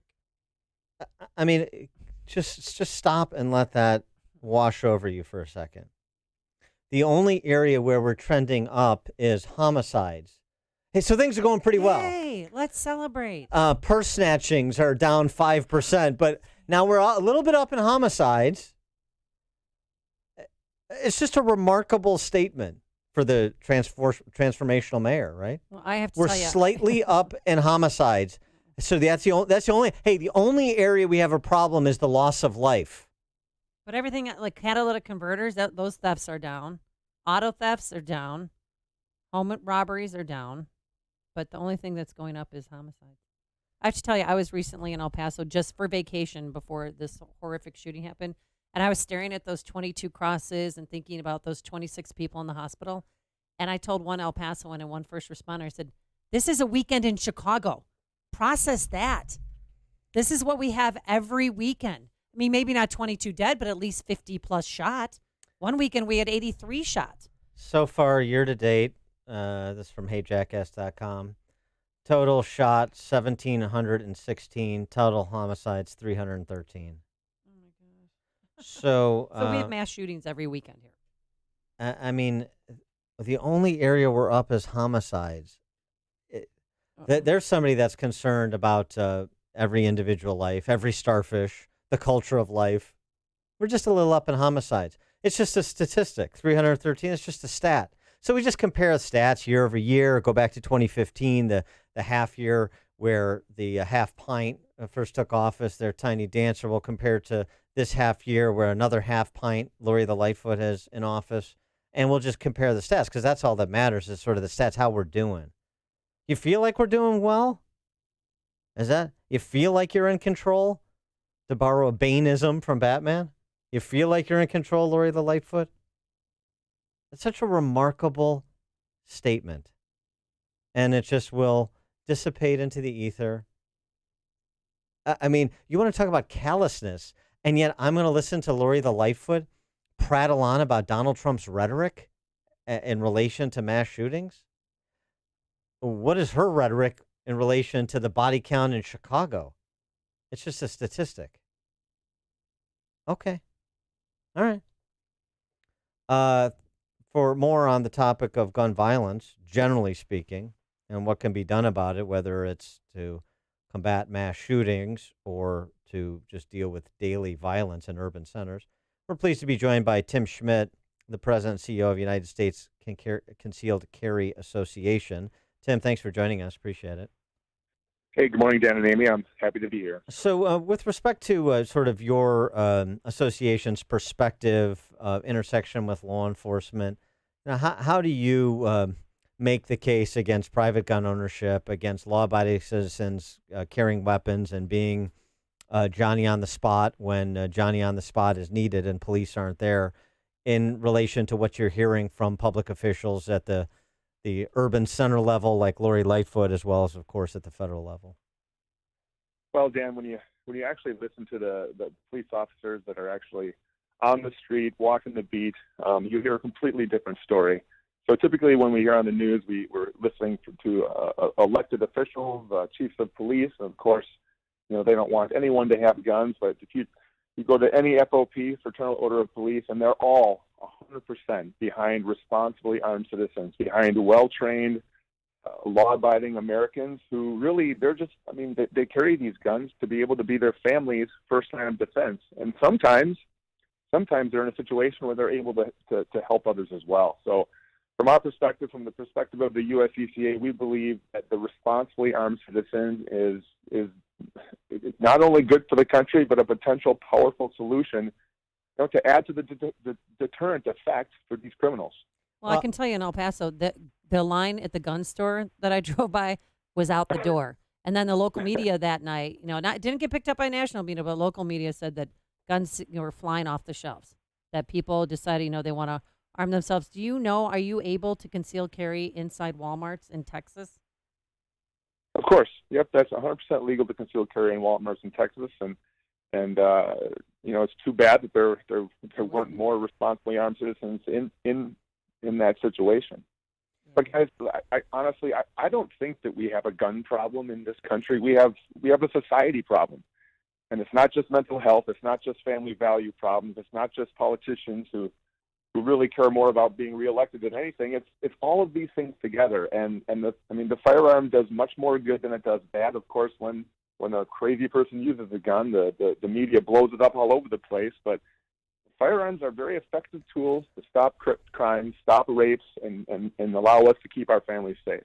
Well, and I'm I've been following this issue for a long time, obviously, as a gun owner, until the Supreme Court interceded so that states like Illinois residents of states like Illinois could enjoy the same constitutional rights as residents of, say, Florida, which I believe was the first state to institute right to carry back in the late 80s. And what we find is, if you look at the data, is the incidence of concealed carry permit holders committing crimes and having their licenses revoked is infinitesimal. In point of fact, we know this to be the case just intuitively without even looking at the data, because if concealed carry permit holders were the problem in Chicago, you can bet every politician would be talking about how bad the concealed carry law is and the need to repeal it, and they need to get new Supreme Court justices and get a new case up there to repeal this as a constitutional right, because of the problems it's creating at the street level. Of course, it's not creating problems at the street level. So that should be instructive for people who are proponents of these gun-free zones and proponents of disarming the law-abiding for the benefit of the criminal. Yeah, Dan, you're 100% right. And on top of the fact that concealed carry permit holders commit very, very, very few crimes, they actually commit fewer crimes than off-duty police officers. I mean, the facts are right there, and the bottom line is that gun laws will never work. The only thing that stops criminals and evil is the deterrent effect. And unfortunately, like you just mentioned, all these gun laws, all of these gun-free zones, they create nearly unlimited amounts of soft targets, and ultimately evil preys on this weakness. Evil preys on these soft targets, and we're just going to get more of it unless we fix this. But in Chicago, I mean, literally, if you have a concealed carry, you can't take your gun anywhere. I mean, not on the CTA. I mean, not right. Church, schools, my gym. I always see, the sign, the gun with a red circle around it and the slash through it. Yeah, so, you basically can take it in your car. That's about it. That's it. Or walk down the street. Which you could before, yeah. And Amy, the crazy thing, that's a great point, Amy. The crazy thing is that, do you think that the criminals follow those signs? Of course they don't. Right. Yeah, I mean, the other thing, and then you try. Here we go again, trotting out all the things: the magazine capacity, the look of a gun, the features of a gun.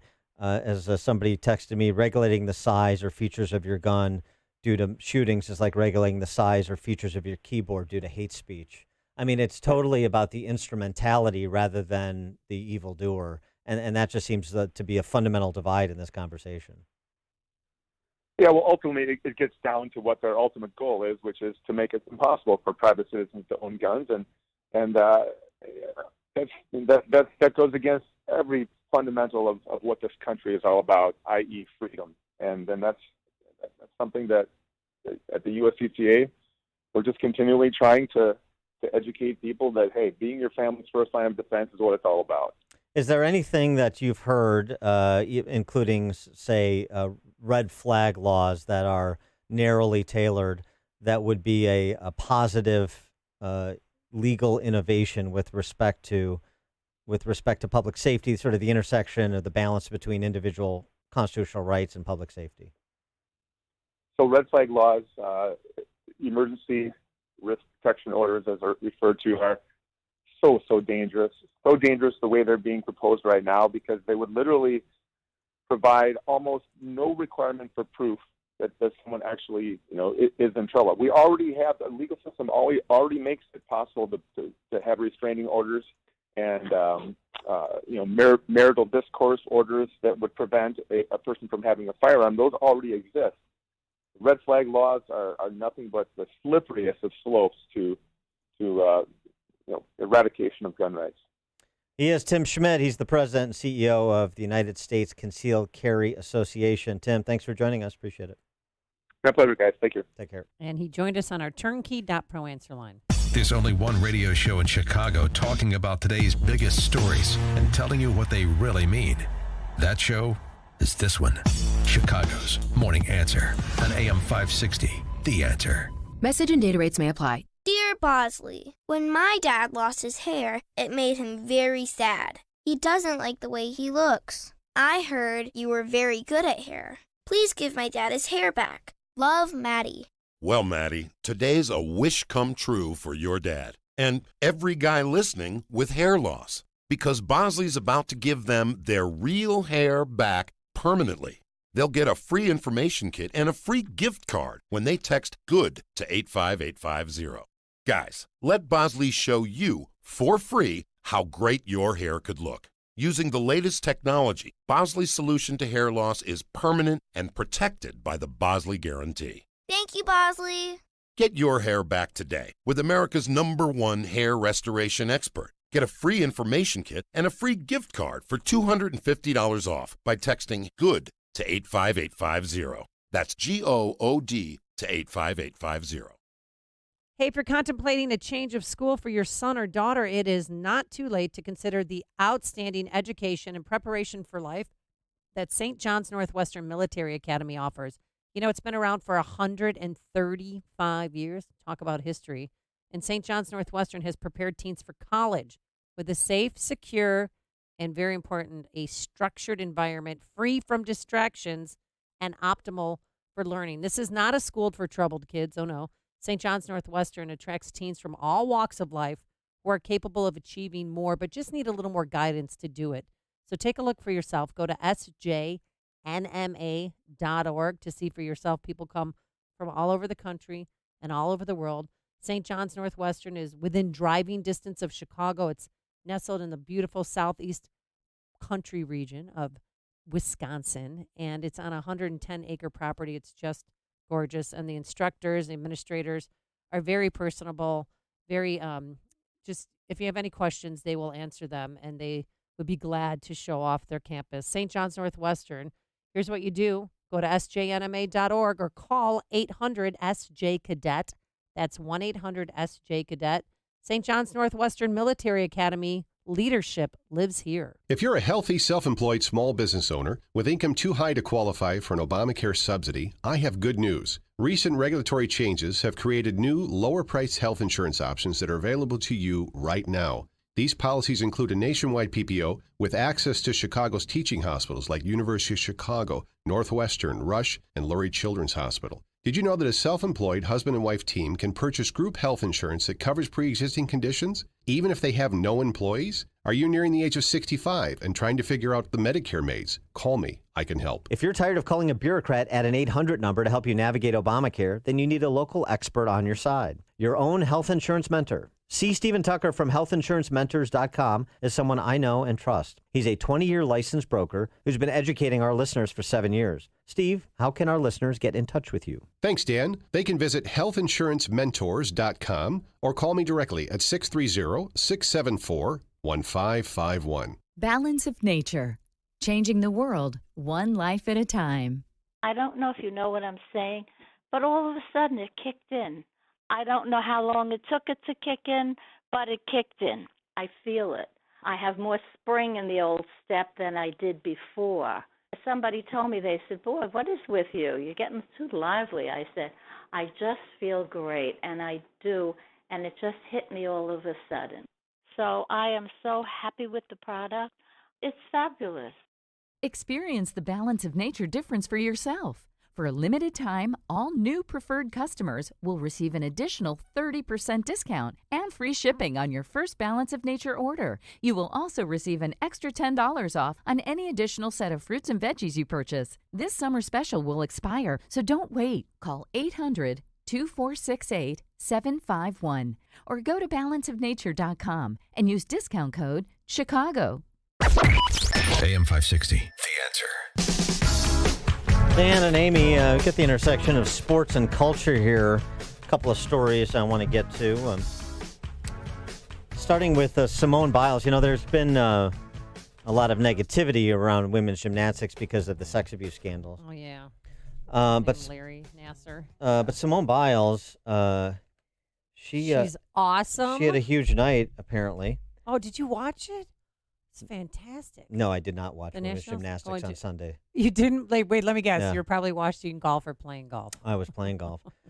She apparently stuck a perfect triple-double in her floor exercise, the first woman to do that. And I think they're going to call it the Simone, too, if she nails it in an international competition. And she is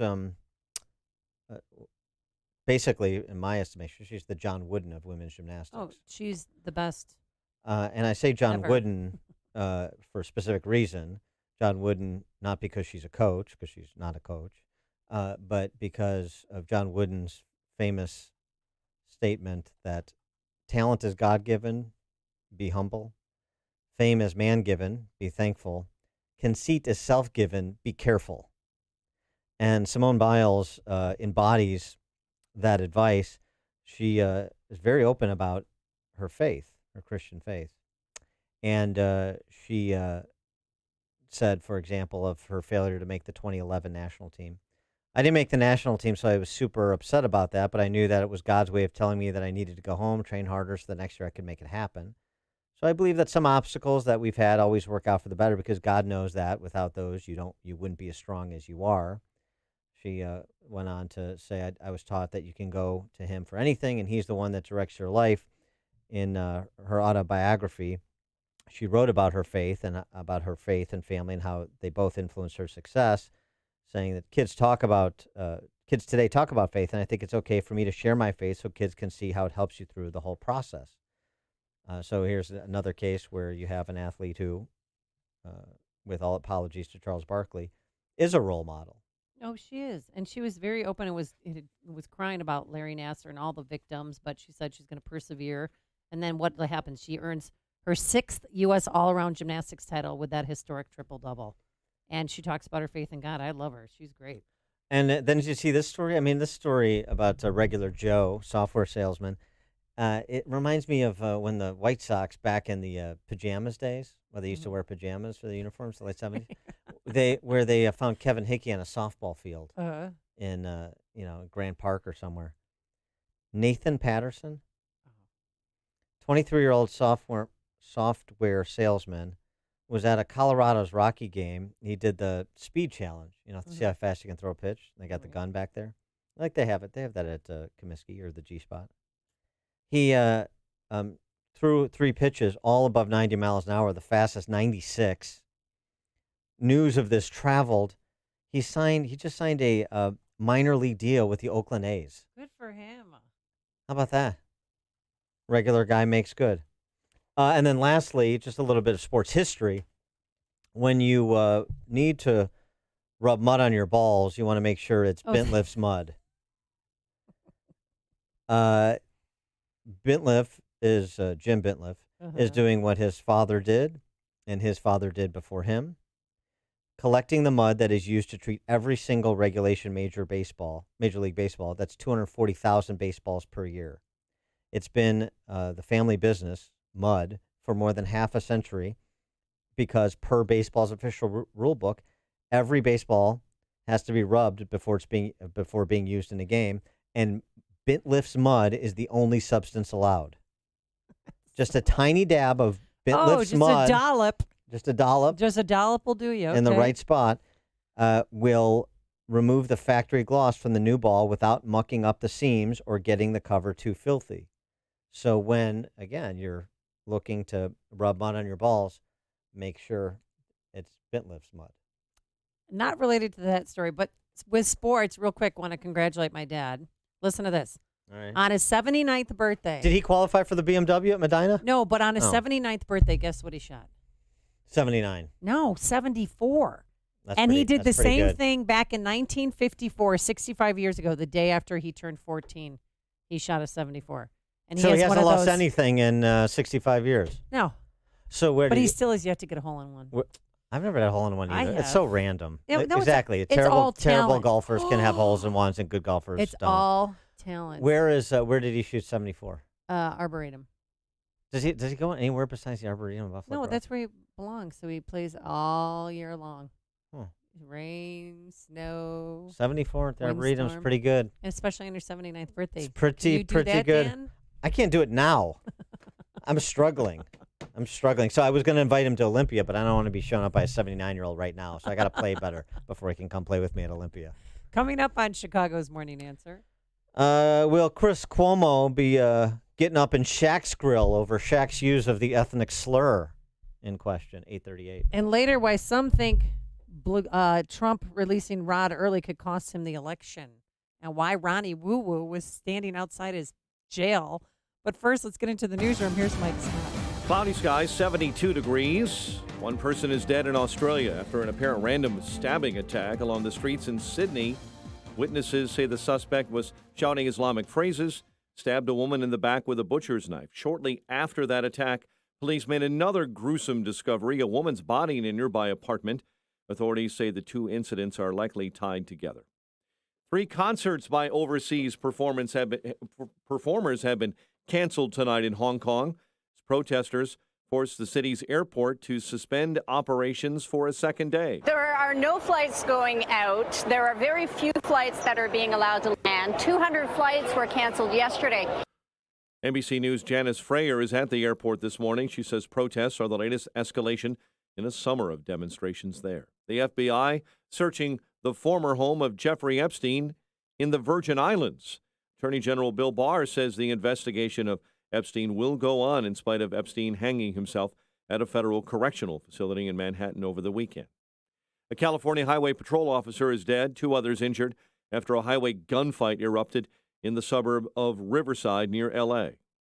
4 are in custody after authorities chased a vehicle wanted for a homicide from Gurnee to Chicago's west side, ending up near the intersection of Randolph and Halsted. Authorities say a suspect is in custody after shots were fired outside of the Jesse Brown VA Medical Center Monday afternoon. That person who was shooting began shooting outside the facility, then tried to enter the lobby when security officers apprehended that man. A study showing the feasibility of a possible Chicago casino is expected to be released today. Consultants at Union Gaming Analytics will deliver their views on whether the massive gambling hall could operate and make enough money to solve some of the city's budget issues. A double dip for the White Sox and Astros after last night's rainout at Guaranteed Rate Field. Cubs visiting the Phillies tonight. The news service of Indeed.com, used by over 3 million businesses for hiring, where business owners and HR pros post job openings with screener questions, then sort, review, and communicate with candidates from an online dashboard. Learn more at Indeed.com/hire. 8:33, a check of traffic and weather on the way next on AM 560. Mike Gallagher always puts things into perspective. The president never praised white supremacists or neo-Nazis or skinheads. It is a damnable lie, but it has the desired effect. Yet it is not true. If I believe that the president praised white supremacists and neo-Nazis, I wouldn't like him either. The Mike Gallagher Show. Weekdays at 9, right before Dennis Prager at 11 on AM 560. The Answer.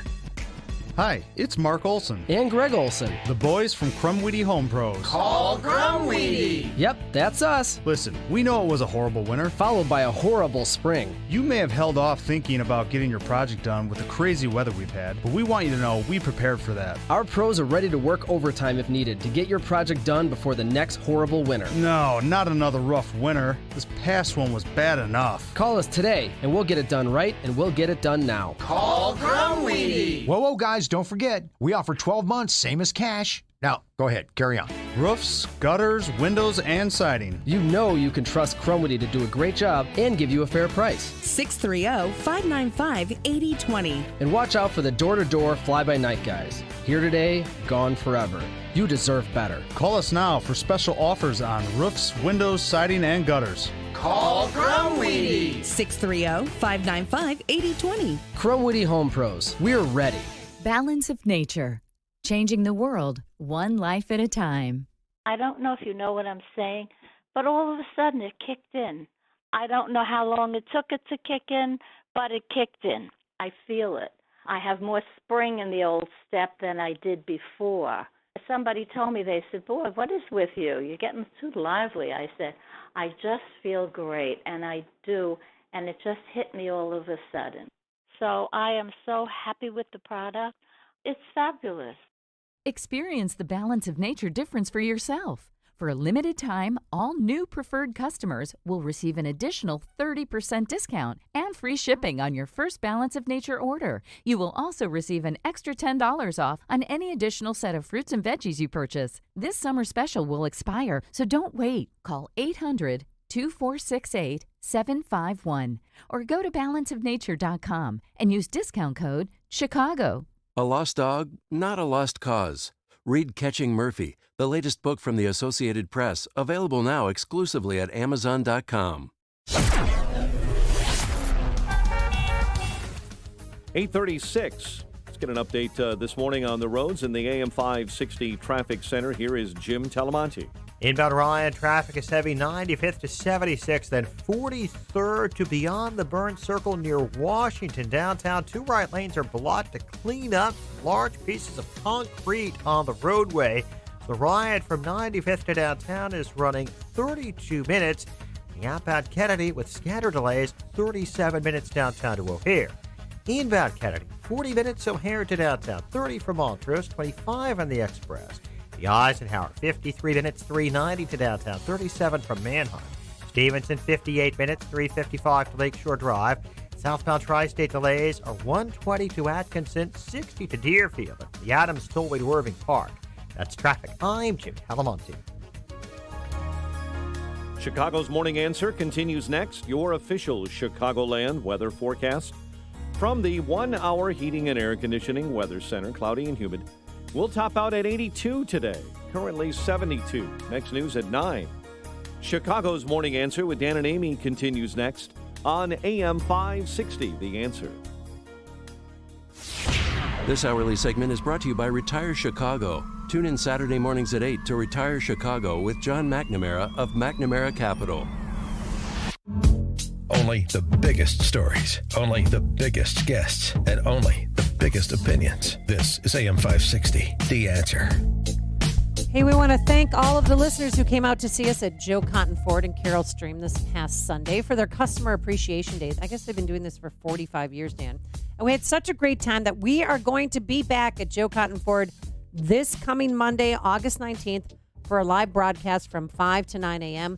And we'll be at Joe Cotton Ford because, guess what? They're the sponsor of Freedom Summit Chicago 2019, which is coming up on Saturday, November 2nd at the Westin Chicago, Northwest in Itasca. Tickets will go on sale to the general public on Monday, but you can get special pre-sale access to purchase tickets starting this Friday only if you are an AM 560 Answer Advantage member. And to get access to that, you need to sign up at 560theanswer.com/join. That's 560theanswer.com/join. And come out to see us this Monday at Joe Cotton Ford on North Avenue at Gary Avenue in Carroll Stream. So Chris Cuomo was out in the town in New York because he's a big deal out that way. CNN anchor. He's got some show on CNN. I don't know.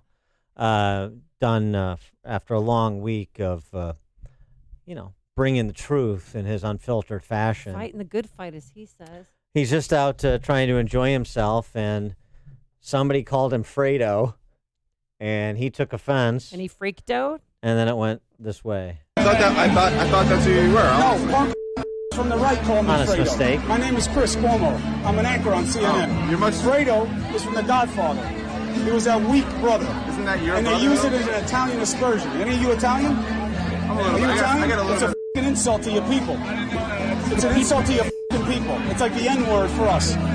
Is that a cool thing? You're a much more reasonable guy in person than you seem to be on television. Yeah, but if you want to play, then a low bar. If you got something you want to say about what I do on television, then say it. But don't call me. Hey, listen. What? I don't want any problems. Yeah, you're gonna have a big problem. Oh. It's a little different on TV. Don't insult me like that. I didn't insult you. You call me Fredo. It's like I call you punk. You like that? You want that to be your nickname? I didn't call you that. You called me Fredo. You know my name's not Fredo. I thought your name was. You did not think my name was Fredo. Don't be a liar. You want to be a man, stand up like a man. I'm standing up, man. You want to be a man, I'm here. Then own it. Then own what you said. Hey. Then own what you said. Listen, man, I don't have a problem with you, man. Yeah, you're going to have a problem. What are you going to do about it? I'll ruin you. You want a piece of Throw me? you down these stairs like a punk. Please do. Why, so you can sue? You don't want So you to can sue? Well, why don't you do it Go then? take a swing. You want to call me Fredo? Take a swing. I'm not going to swing Take at a you. swing. Watch your hands. I'm not gonna Take a swing. swing. Watch your hands. Take a swing. No, come on, boy. Come on, boy. So you want to call me? Call me. Hey, listen, man. I'm not doing anything. I'll wreck your. I'll wreck your. Stop. You didn't know what you were doing. I thought it was your name, man. I thought it was your name. You didn't know, right? Hey, you didn't know what you were saying, right? I thought it was his name. This is about as stimulating as Chris Cuomo's show. Hey, look at all these cameras. Better than his show. You're in for it. You're in for it. I'm in for what? You're in for it. Yeah, I know. Yeah, he called you Fredo. Yeah. I tell you, Wow, I I'm hope exhausted. I hope I can one day meet Chris Cuomo, maybe be on our show, so I can call him Fredo as well. Oh, yeah. That really sets him off. CNN spokesperson Matt Dorda just released a statement that Chris Cuomo defended himself when he was verbally attacked. Oh my gosh, and we sure. completely support him. Of course, as they should. I mean, this is obviously a Trump supporter that almost assassinated Chris Cuomo with his words. Well, they do claim, CNN spokesperson says it was the use of an ethnic slur. Oh, it's an ethnic slur. In No, an of course. In an orchestrated setup. Yeah, there's no question about it. And Chris Cuomo had just gotten done watching Martin Scorsese Film Festival, so he was a little bit more riled up, and he wanted to use the swear words to show how tough he is. Piece of me? You know, it's funny. A friend of mine sent this to me, a New York Post piece. Shaquille O'Neal being interviewed about playing with the various upcoming guards that he played with during his career. Penny Hardaway, Kobe Bryant with the Lakers, Penny Hardaway with the Magic, Kobe with the Lakers, of course, Dwayne Wade with the Heat. And O'Neal said, the difference between those three is the Godfather trilogy. One is Fredo, who was never ready for me to hand it over to him. One is Sonny, who will do whatever it takes to be the man. And one is Michael, who, if you watch the trilogy, the Godfather hands it over to Michael. So I have no problem handing it over to Dwayne. So Dwayne Wade was Michael Corleone in this analogy. But I mean, I assume the molly-coddled, bedwetting tot, Chris Cuomo, will want to have Shaq on the show to excoriate him for using an ethnic slur to offer this comparison to the guards that he played with during his playing career. And also, don't forget, in recent years, columnists and pundits have compared Donald Trump Jr. and White House senior advisor Jared Kushner to Fredo, making the case that they're the weakest links That's in an the ethnic slur. Trump family. It's an ethnic slur. Don't you call me Fredo's Fredo? seen as a less intelligent brother. Yeah, and then Chris Cuomo, I mean, he just couldn't stop. He continued. I can handle things. I'm smart. Not like everybody says. Yeah. Like dumb. I'm smart. Right. And I want respect. Chris Cuomo's not dumb like everybody says. He's smart. He can do things, and he wants respect. And that's all he was trying to say. It just took him about, 2 minutes of prattling on and swearing and trying to be a tough guy to say it. I don't like that side. I like the softer side of Chris Cuomo. For instance, when he left New Day, which is their morning show, and he had his kids on set with him, and he was saying goodbye to Allison Camerado. I got to say a couple things, then we'll go. One, you were a gift here. Everything changed when you came. So you're going to be great. You guys let me do my job, and you're the reason I do it. Mm-hmm. And you made me who I am. So it's good to have you. I won't be there at night. Homework will be easier for you now, because Mommy's going to be the one telling you to read, telling you you're wrong about not having homework. And the big one doesn't even come. The 15-year-old. That's having a teenager. That's right. The show is a gift. The crew is amazing. The show will continue to get better. I know this for a fact. And I have a heavy heart about leaving, but my mind is clear. He wasn't even leaving. He was just changing time slots. And he went on to say, there are many things my father taught me in this room. Hey, what do you got going? Mm-hmm. Just when he was when he thought he was out of CNN, they pulled him back in to do evenings. And he has a crosstalk with Don Lemon. I mean, seriously, if it wasn't for Don Lemon, and I'm probably missing some other people. I mean, is there a bigger clod and a joke than Chris Cuomo? His show is unwatchable. His interviews are the work product of a dullard. His Yale degree notwithstanding. I wonder if being Mario's son helped grease the skids at Yale. I mean, his brother Andrew is no prize either, but I mean, Chris Cuomo is a dope. And perhaps if it weren't for being a colleague with the dumbest man on cable TV, that would be Don Lemon. He would own that title. I mean, honestly.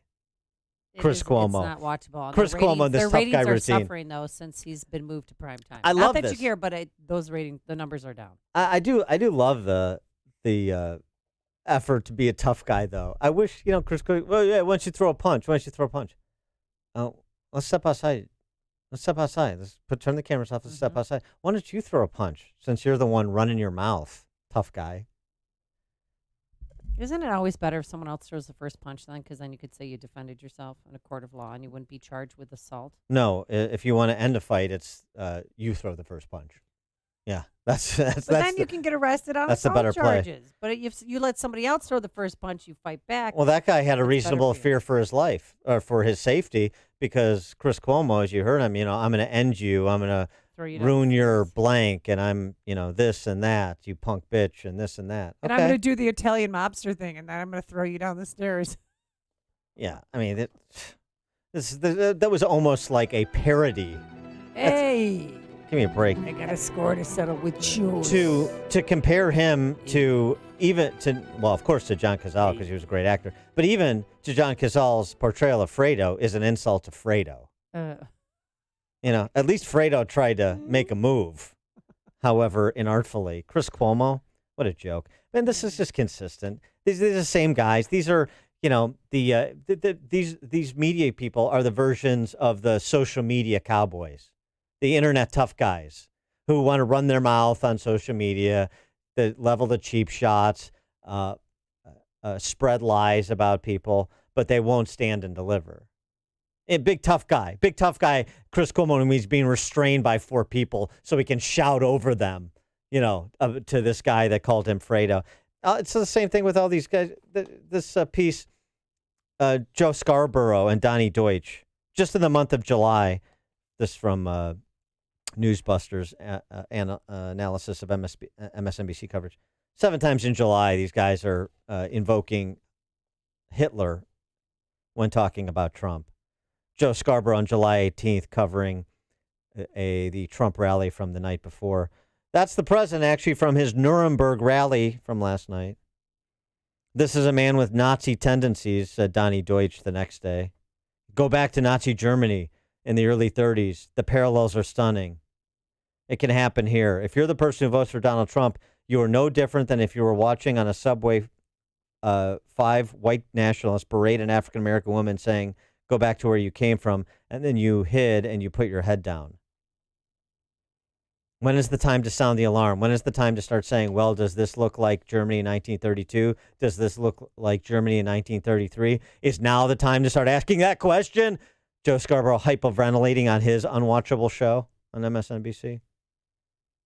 I mean, and these are people we're supposed to take seriously as commentators or interviewers or sources of news content? No, I don't think so. Before you see it on TV, share it on Facebook, or read about it in the paper, hear it here first. This is Chicago's Morning Answer on AM 560. The Answer.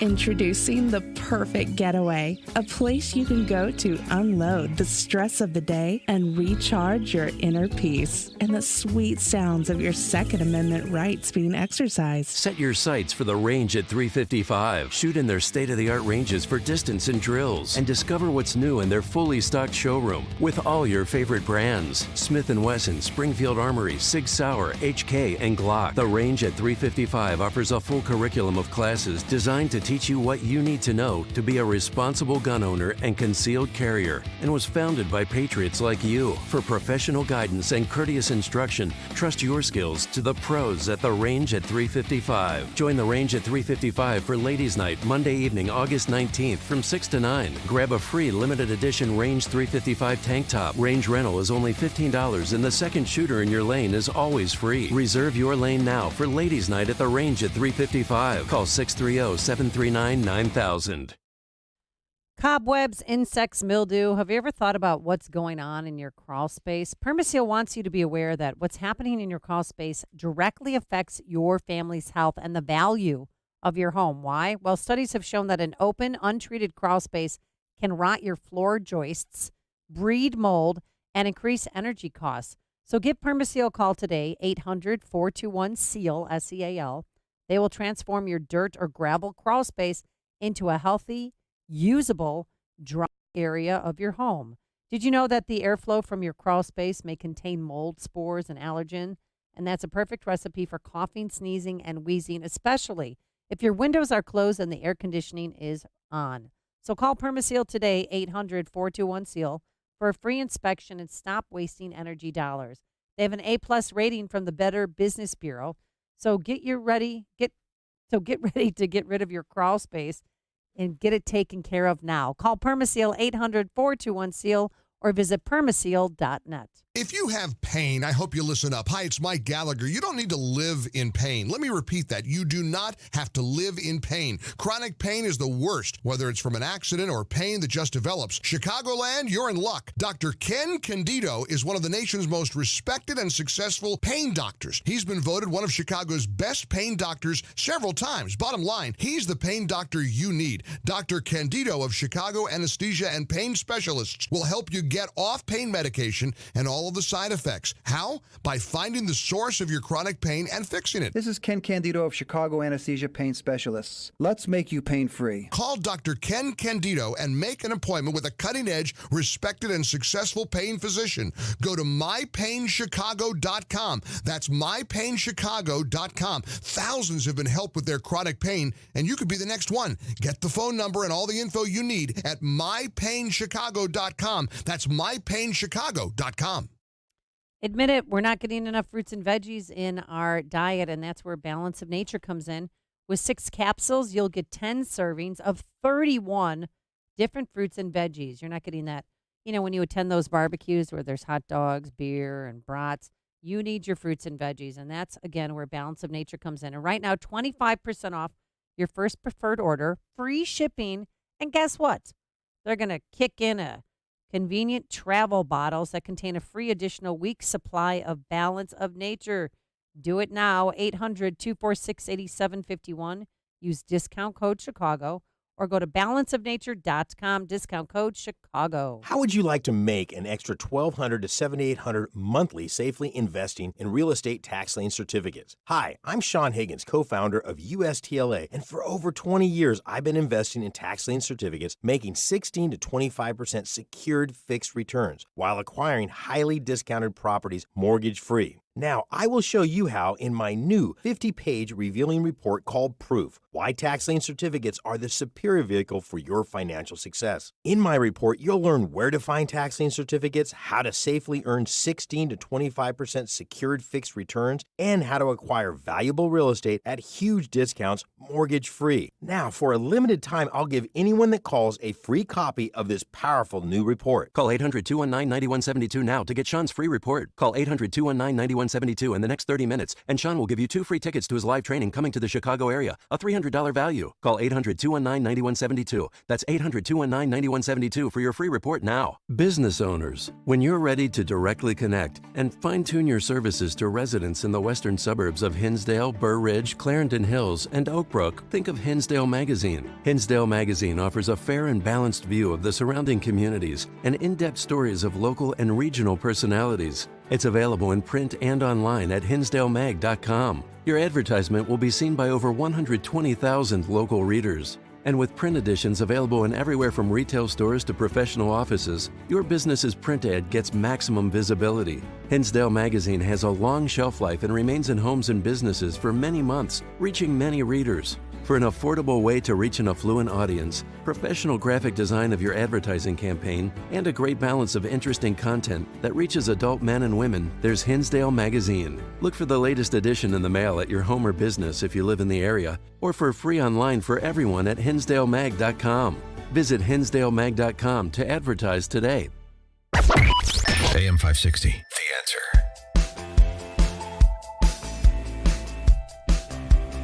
Oh my gosh! I know you Two hate 'em. irrelevant figures. I mean, the big stories this summer in Chicago: Chance the Snapper and Rod Blagojevich being commuted, and now possibly having his sons commuted, and now you're throwing Ronnie Woo Woo into the mix. Okay, well, Boring. Thank you. No. Thank you, Homer. This is the woo, and I know we have sound of the woo, and I know people care about Ronnie the Woo Woo.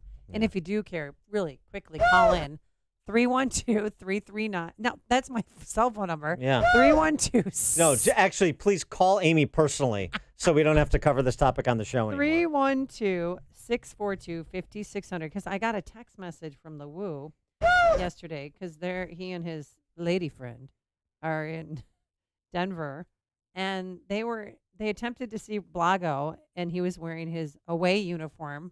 Can you imagine being Blago or Ronnie Woo Woo? Ronnie Woo Woo. He said, "Hi, Amy. I attempted to see Blago in prison today. We are turned away because we're not on the list. We asked the prison guard if we can leave a message to say that Ronnie was there and that I'm sending him my best, and they'll see what they can do." But he was in full Cubs uniform. Yeah. And did the message say something about Zihuatanejo? I'll meet you at the beach. But I just think it's funny that, so if he does get out, they're going to go over there and greet him when he leaves prison. He's not a media hound or anything. Didn't we have Steve Martin from Planes, Trains, and Automobiles for moments like this? You know, about storytelling. Well, I'm just saying. Yeah. Ronnie Woo Woo's back to school vacation. He went to Littleton with his lady friend, and he couldn't get in to see Rod. Okay. And but he was wearing a full Cubs uniform. I mean, just visualize how crazy that is. The He's prison lucky- guard must be like, Yeah. okay, who are your crazy friends? We have a crazy guy in here who's, just a little extravagant, a little, he's different. He sings Elvis songs for their Christmas pageants. And now we have Ronnie Woo Woo in a full Cubs uniform trying to get in to see him. Mhm. So I just had to explain to them that you have to fill out paperwork and you have to be accepted by a prisoner to be on the Thank you list. for providing additional detail to this story. Yes. It's very helpful. I hope, I don't hope for this for Ronnie Woo Woo because I know he's a nice enough guy. But I don't know. I just hope maybe Blagojevich runs into Littleton's Officer Hadley before he leaves, whenever that may be, and hopefully that's after he serves 85% plus. Trump doesn't look like he's going to be pulling the trigger on this anytime soon. So I think this is another, wishful moment because he's tweeted 3 times that he's going to commute his sentence, and nothing's happening yet. And I know that they're waiting. I know all the media is waiting around that Littleton, Colorado prison, waiting for it to happen. Yeah, no, I know the Chicago media is waiting around that prison because they don't have any news to report here. Nothing's going on here. We just heard Lori Lightfoot say at the top of the hour, we played it. Lori Lightfoot say, look, crime is going down in the city except for the killings.